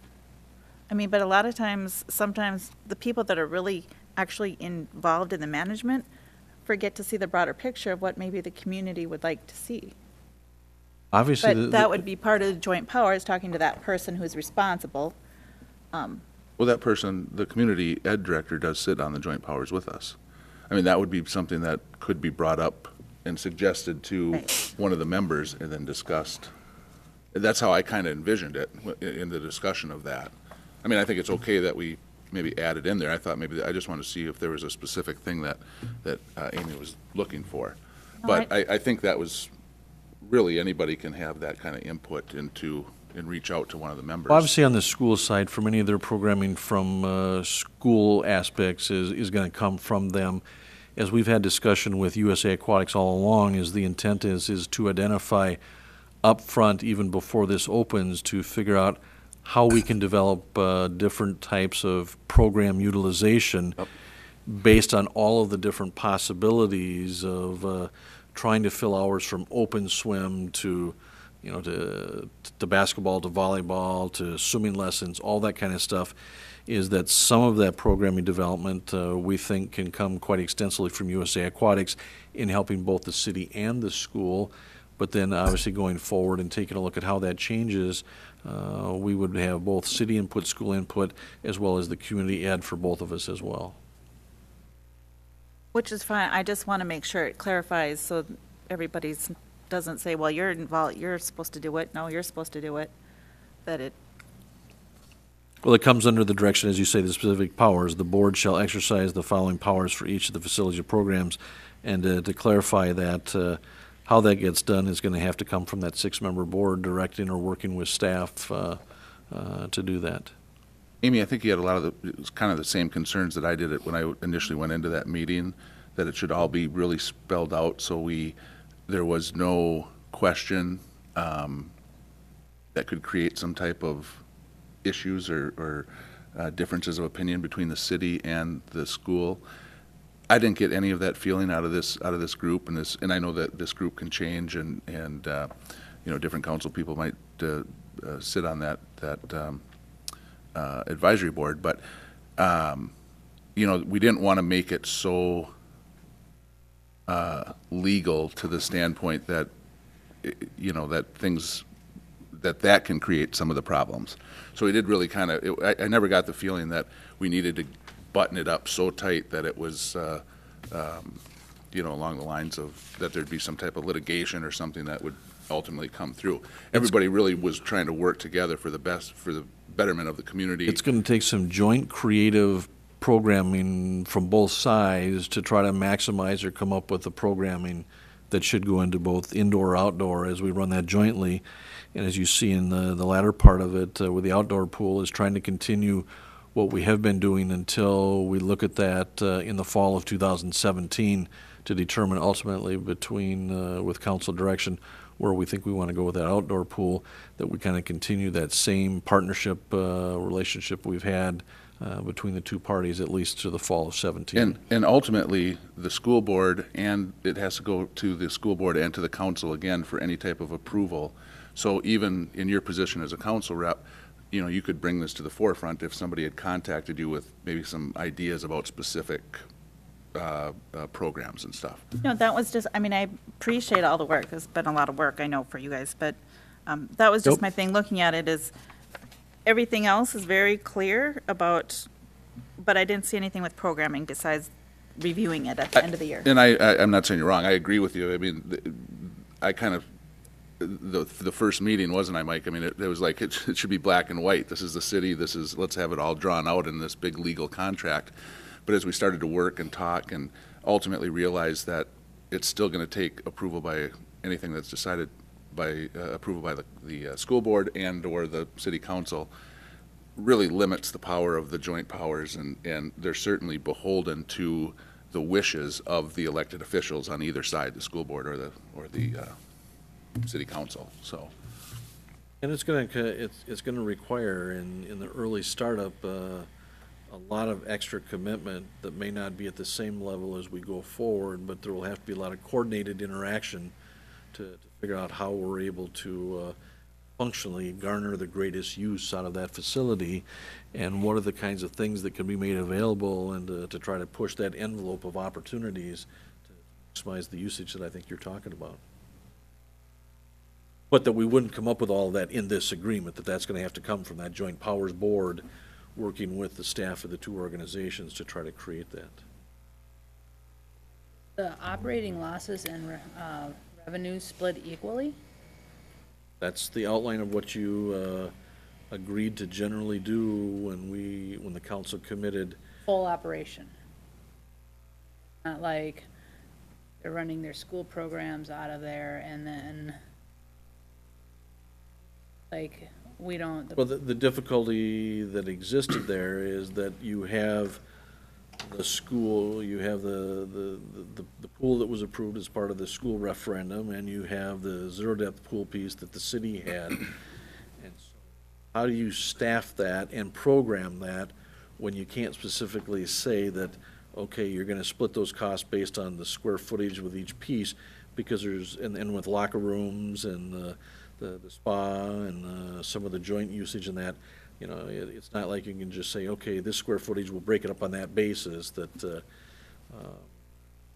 there was a bit of a commitment in the process, not knowing exactly how that was going to work, but which would put the impetus on both parties to have to do extensive interaction to try to ensure that the operating process and the usage is maximized to the greatest extent to try to minimize. But there was recognition by the council that there could be some level of financial participation that we may have to contribute after all of the costs are originally covered, if there's an operating loss, that would get shared between the two parties. That was the thing about trying to work together in a joint facility versus the city not having any part of that indoor operation. Mike, in Article 10, second line, it says the city will, the city shall. What is the city will and the city shall, or what are they? No, typo. Okay. It should be cross out will the city. City shall make annual. Okay. Yeah, I just make sure that, you know. That's why I said it's not gone through the final. No, I'm just saying, I just. Good catch. I was just. Like I said, it came in late Thursday, and we've not had a lot of time to spend going No, I think through, it was but very thought it was good. worth at least getting in people's hands to do the very thing we're doing tonight, to go back, get those changes made, so that when we bring it back, hopefully we've got it fine-tuned. No, I think it very good job, guys. Sean, Mike? Yes, they did. Ken, were you involved? Mm-hmm. All right, thank you. Not Glenn? very much. Ken just sat there. Yeah. Mostly. Glenn said he was involved too. No, I said I wasn't invited. You weren't invited. Mike, does the school have their own attorney? Yes. Okay.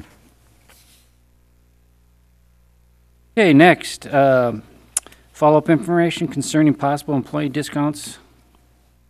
Mike, you want to elaborate, or is it?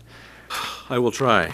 That we again went back to our auditors and the city attorney, trying to take a look at the direction that we received, which was to try to come up with an outline of a program containing a 50% discount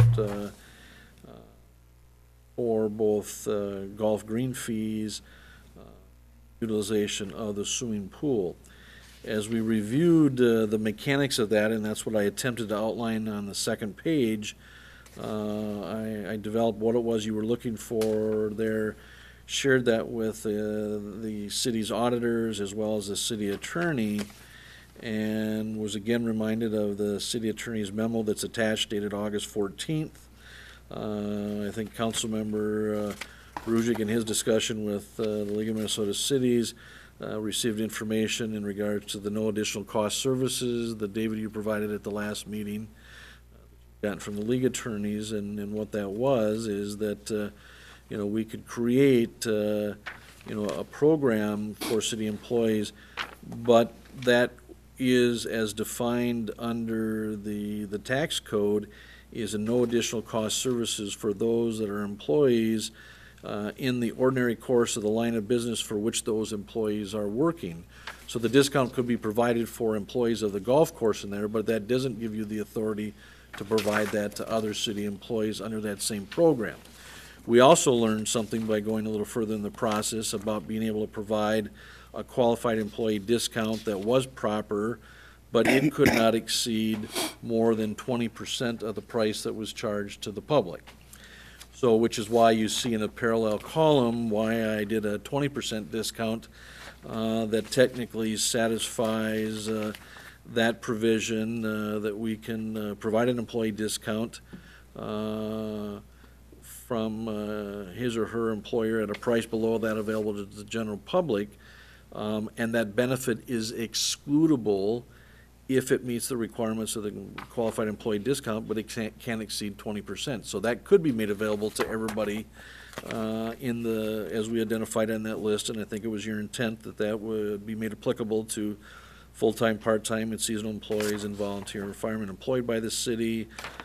In trying to, as I work with the golf staff, how do we take a look at the issue, and this is before we got to all the final audit information as to how could we make that available and under what basis, recognizing that the intent was to not take away peak golf utilization, that we wouldn't impact golfing events or other prime time.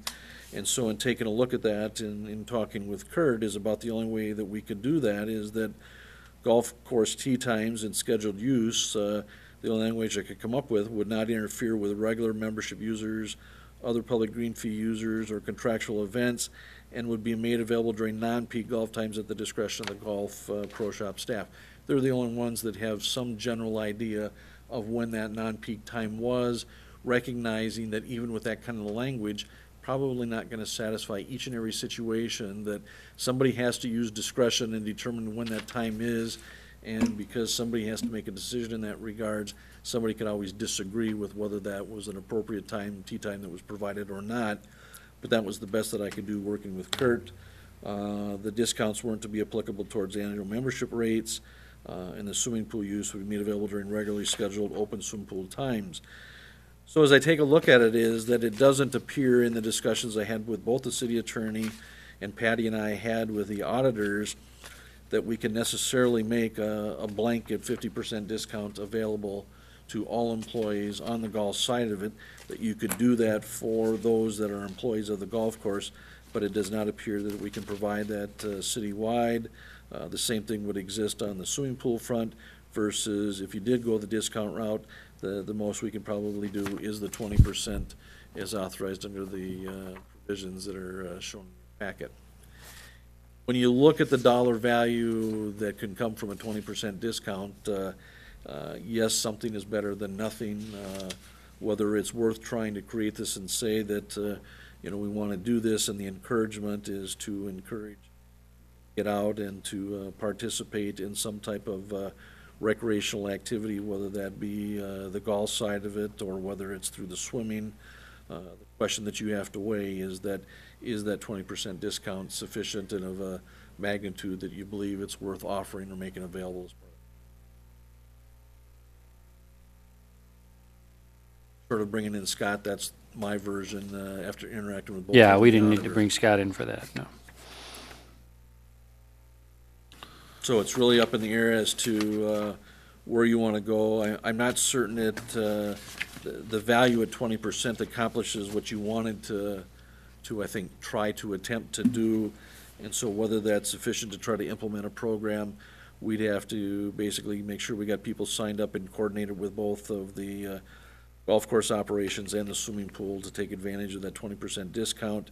It's either the weekday or weekend rates or the day, and then there's a 10-round pass, or it's the daily fee and a 10-punch card at the 20% amounts to. I think it's too little to make any difference, and I think it just takes a lot more of staff time to try to get this thing to work. I don't think it's worth it. I agree, because if you look at it and you talk about how many people play golf, you're talking $200 or less. It's going to take staff time more to implement it and track it than they're receiving the benefit. And I don't know that we'd even get that many people to do the. Now, that doesn't mean that you can't make something available, but what it does is that it makes it a taxable, reportable Right. income event that we do have to go through and account for and make sure shows up on the W-2. Either way, I think it's just more work and part of staff. I'm not in My favor of it. recommendation, I'd recommend that you not do it. Agree. Okay. I don't have a problem with that. Thank you for, All the work you put yeah, in on this. getting the Much as I would information. like to go back to what we had previously provided, Yeah. and I thought that was worthwhile, but again, that turns that into a trackable value that we have to identify, once we discovered more of working with the auditors, that needed to be listed as reportable income, and we'd have to account for it somehow. We just have to find grayer auditors. No. I think it does say, though, that the employees of the golf club should be able to go out and play a round of golf, because they are, in fact, the ones that are looking at the status and reporting back. So I don't have a problem with golf club employees. And again, a lot of times the employees spend so much time there, they don't really want to go out.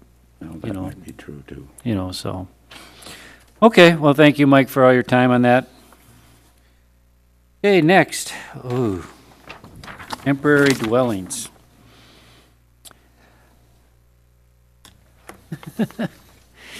I don't even know if you want me to give an overview. At this, we're going on hour 3 here, but I think this is a disaster in the making. Yeah. Yeah. So what a do- lot of questions. We just need to just recommend to either do something against it or for it, Well, right? I don't know that I necessarily want any action taken tonight. The league is putting out some information on, and I'll just back up a little bit for the people listening at home. A law was passed on May 12th that allows temporary healthcare dwelling units to be placed on properties. Could be in a driveway, could be in a yard, pretty much anywhere. When grandma's cooking Can't in be that more than 300 iPod, or the pot out there in the driveway. 300 square feet and under units are what would be allowed for a 6-month time period, could be extended to a year. There's just a lot of questions here that we have specific to building regulations, and there's some exemptions for setbacks, and then at another point it says it has to meet the setback of a regular house, which would kind of seem to preclude it from a driveway. It's just, I think, a very poorly written law, in my opinion. There's a lot of questions here. Ultimately, this law takes effect on September 1. Cities can opt out by passing basically what you would see on the back of the memo is an ordinance that would opt us out.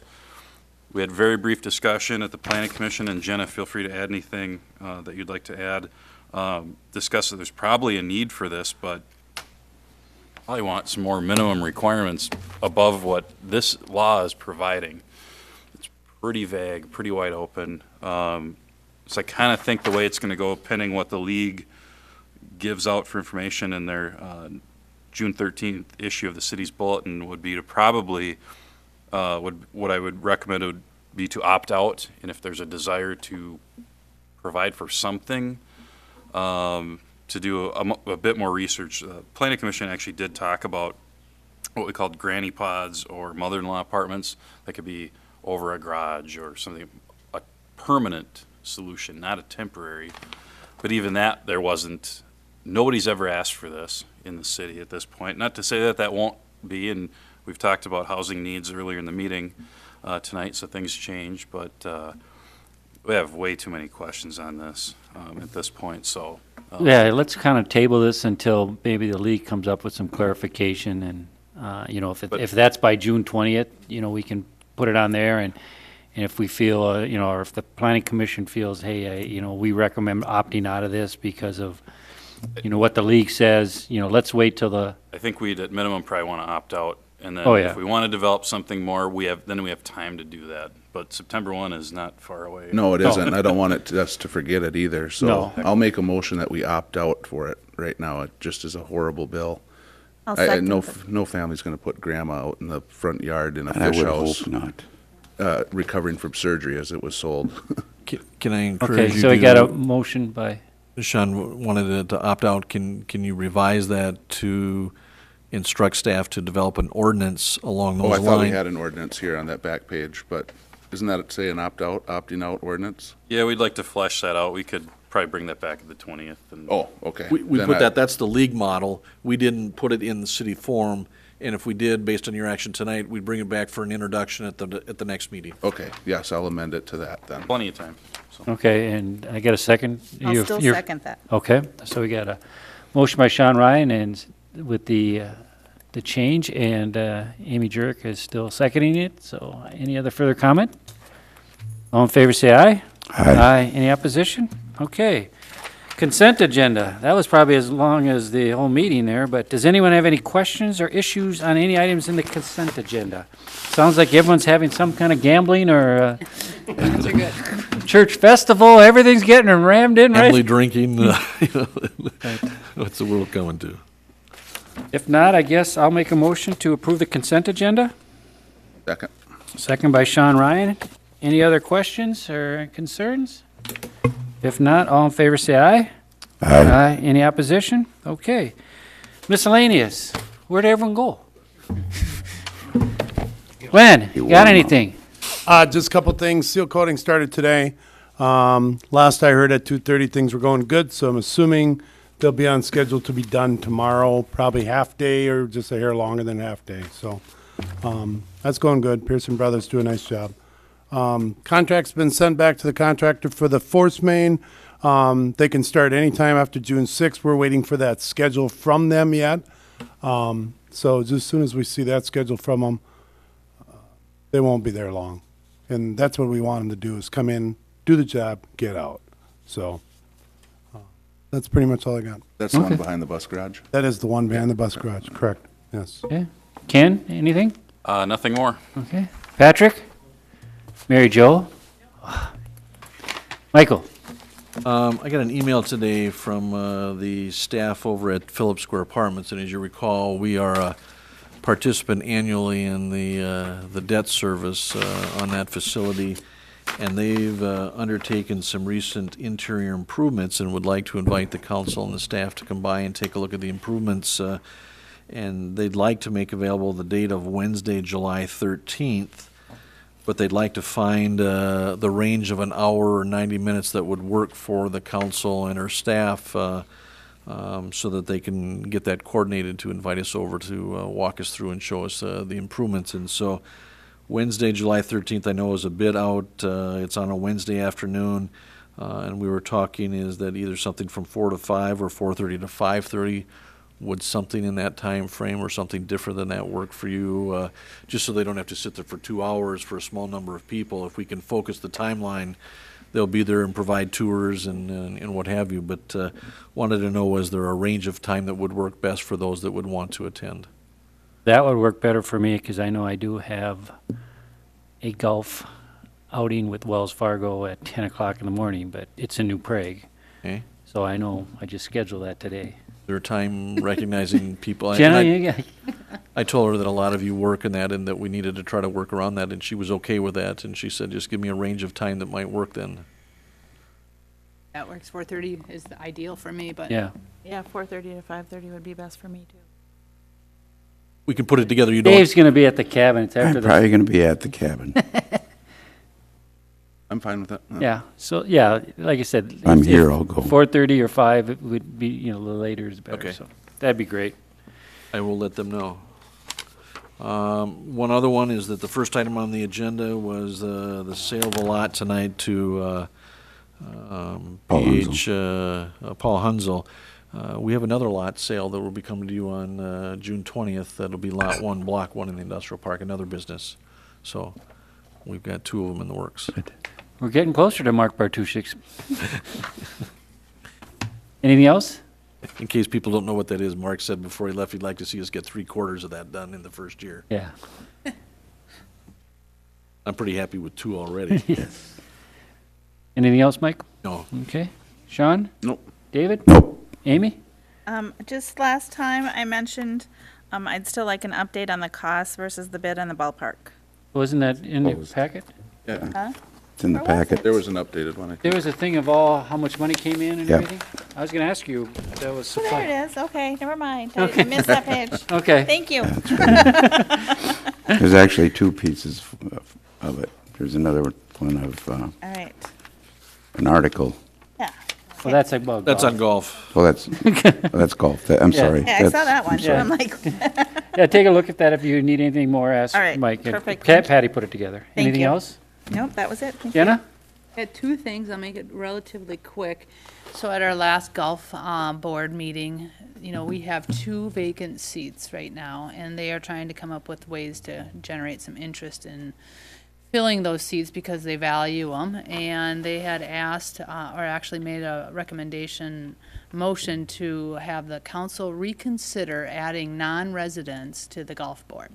And so just Jenna called me late today, and we talked about it, and as I tried to let her know, is that the council back in March of 2012 took a look at the whole residency issue, and I believe it was Mayor Nicolai, Councilmember Brusick, and Councilmember Ryan were on the council in 2012 when we went through that.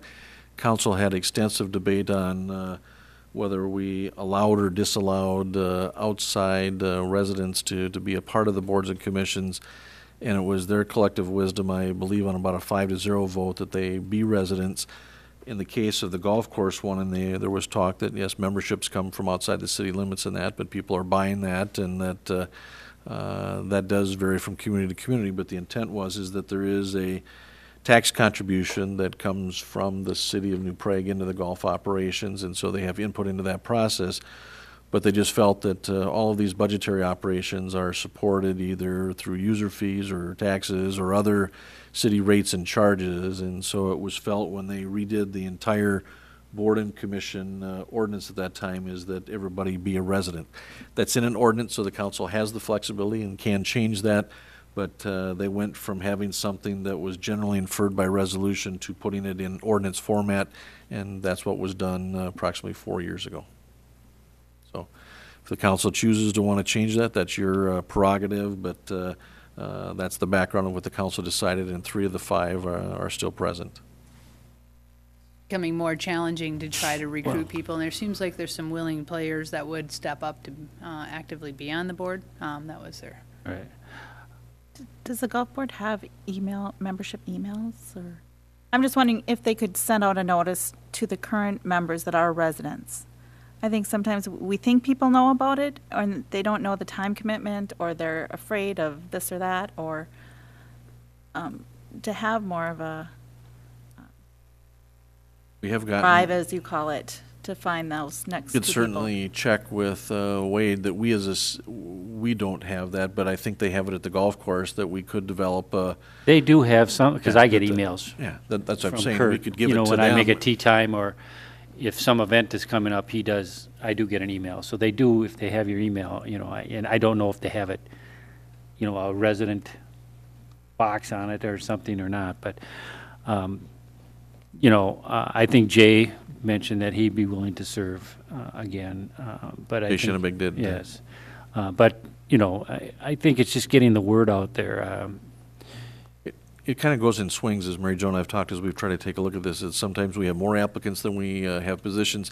Other times we don't have any, and that seems to go through kind of a cycle, and it's not the same from one year to the next. No. You know, and it's not only that. I mean, the park board, we're still looking. I mean, it's not just the golf board. You know, it's just,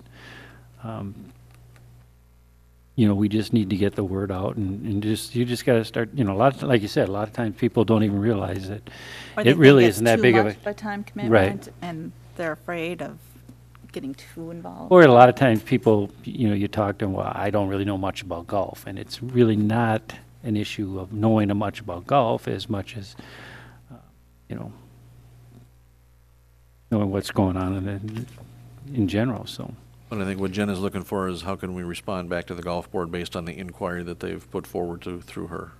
Yeah, I think. So your question is, do you want to leave it as is, or do you want to change it? Yeah, I think as right now, I don't know, unless there's different. I'd like to leave it as is. And one of the issues that came up, not only the fact that their non-residents are potentially controlling taxpayer funds, but if those are 4-year terms, and yeah, we get it. This year's been a challenge to try to fill that board. That's not to say that next year we might have somebody else that wants to. And if we get non-residents on there and they're in a 4-year serving capacity, or 3-year serving capacity, excuse me, then, and if we get 1 or 2 or more, it might not allow for citizens who do want to get on the board. They would have to wait, so. Okay, perfect, thanks. My other question, comment is about boulevard trees. You're gonna like this one, Glenn. I had a resident ask me about boulevard trees, if there was, why we didn't have them, why we didn't allow them, and if there was a certain way that we could have, or a certain species of tree that would be less harmful to the infrastructure or the pavement if we could do it. So then as I'm driving around other communities, I'm noticing these boulevard trees and how nice they look and that they have them. And so I was just looking for a little bit of background on it. Maybe not today or, but in the future of talking about boulevard trees. Here, I thought I could trust you. Boulevard trees are actually in a lot of communities look very good. They cause a lot of damage to sidewalks, to curbs, and to the road, not so much to the infrastructure. That's kind of a thing of the past, was when the sewer lines were clay, things like that. They can still cause. We know of situations where we have what we call the roadbed tile that's put into the road to drain the roadbed itself or keep it dry. We've dug up drain tile. We've dug up 20, 30 feet of drain tile that was full of tree roots. And that would be in the older sections of town that got trees pretty close to the curb line. It can happen in areas that the tree is 20 feet behind the curb. Roots go a long, long ways. The bigger issue that we've had in the past, and has always been my thing that I kind of said no boulevard trees, is the maintenance. It's a load of maintenance. We spend a lot of time driving around the old sections of town, taking care of the branches that are hanging over the tree. Sometimes people they want the boulevard trees trimmed a certain way, so they're calling and saying that we should take this branch off or this branch off. There's a lot of time and money to be spent on maintaining boulevard trees. If the commitment is there that we wanted to do that, that's fine. It just takes personnel, as you all know, and equipment to do it. We have the equipment. The personnel sometimes is the tough part. So that's always been my argument why we should not allow boulevard trees. Policy that's been. Yeah, I think it's in the subdivision ordinance. It is. Yeah. Yeah. And I couldn't pull that when you asked. I knew it was in something. And is there parks in the planning of, there's some value in having some boulevard trees? I mean, just ties the neighborhoods and adds a little bit of character to them. Is there a reason why we would want to look, or that we could consider looking back at it, or is it at the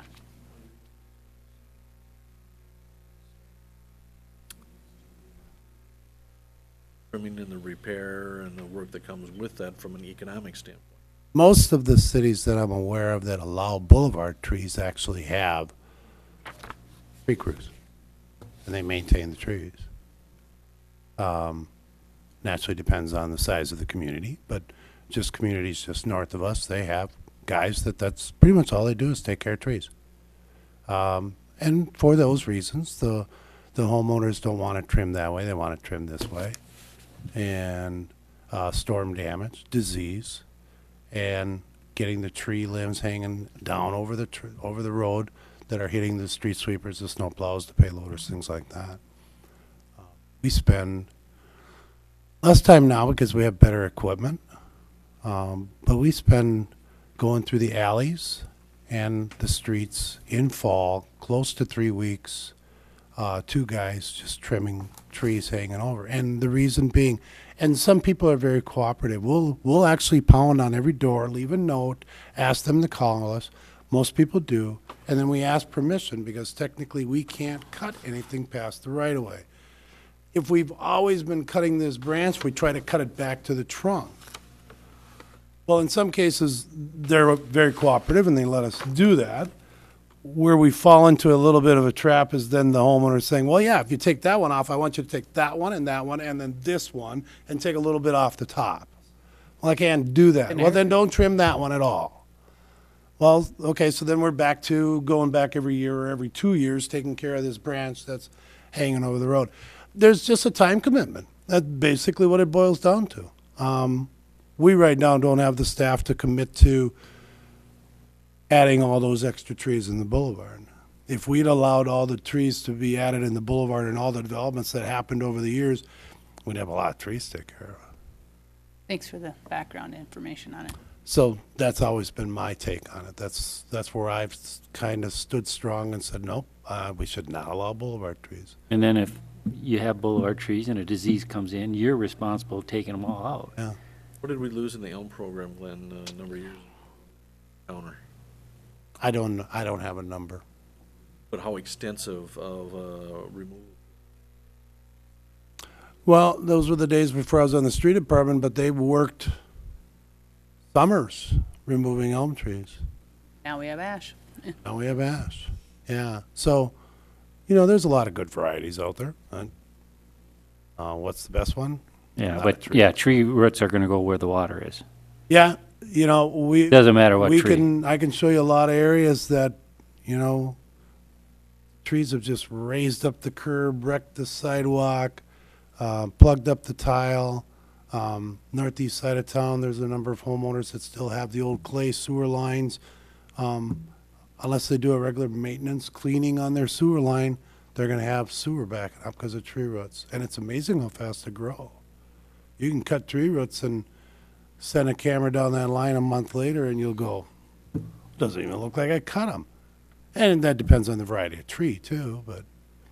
So, there is just. So the homeowner typically won't take care of the tree or be responsible for the tree in the boulevard because that's the city right away. So that's why it's falling to the city. Right. Correct. And that's why they want boulevard trees. Sure. Well, So they don't have to take care of them. I think it's actually a nice look too, but yeah, I understand Well, where it you're is. coming from. No Yeah. argument. I totally agree with you. If it wasn't for the time commitment and the expense of maintaining these trees, you'll get no argument out of me. But I still think some of the street projects where we took the trees out and put new sidewalks and opened it up, actually, to me, actually gave it the neighborhood a better appearance. And that too, some of those trees we took out were 107 years old, and there was just time for them to go. I Right. mean, every tree, they just live so long, but. Well, thanks for the explanation, and I agree that it's probably not where our resources. We can always look at it. That's just been my take on it and our take on it for the last how many years, so. Anything else? I don't have anything, so I guess I'll make a motion to adjourn. Second by Sean Ryan. All in favor, say aye. Aye. Aye. Any opposition? There you go. Thank you, everyone, for the late night. Just think if we started at 7, it'd be.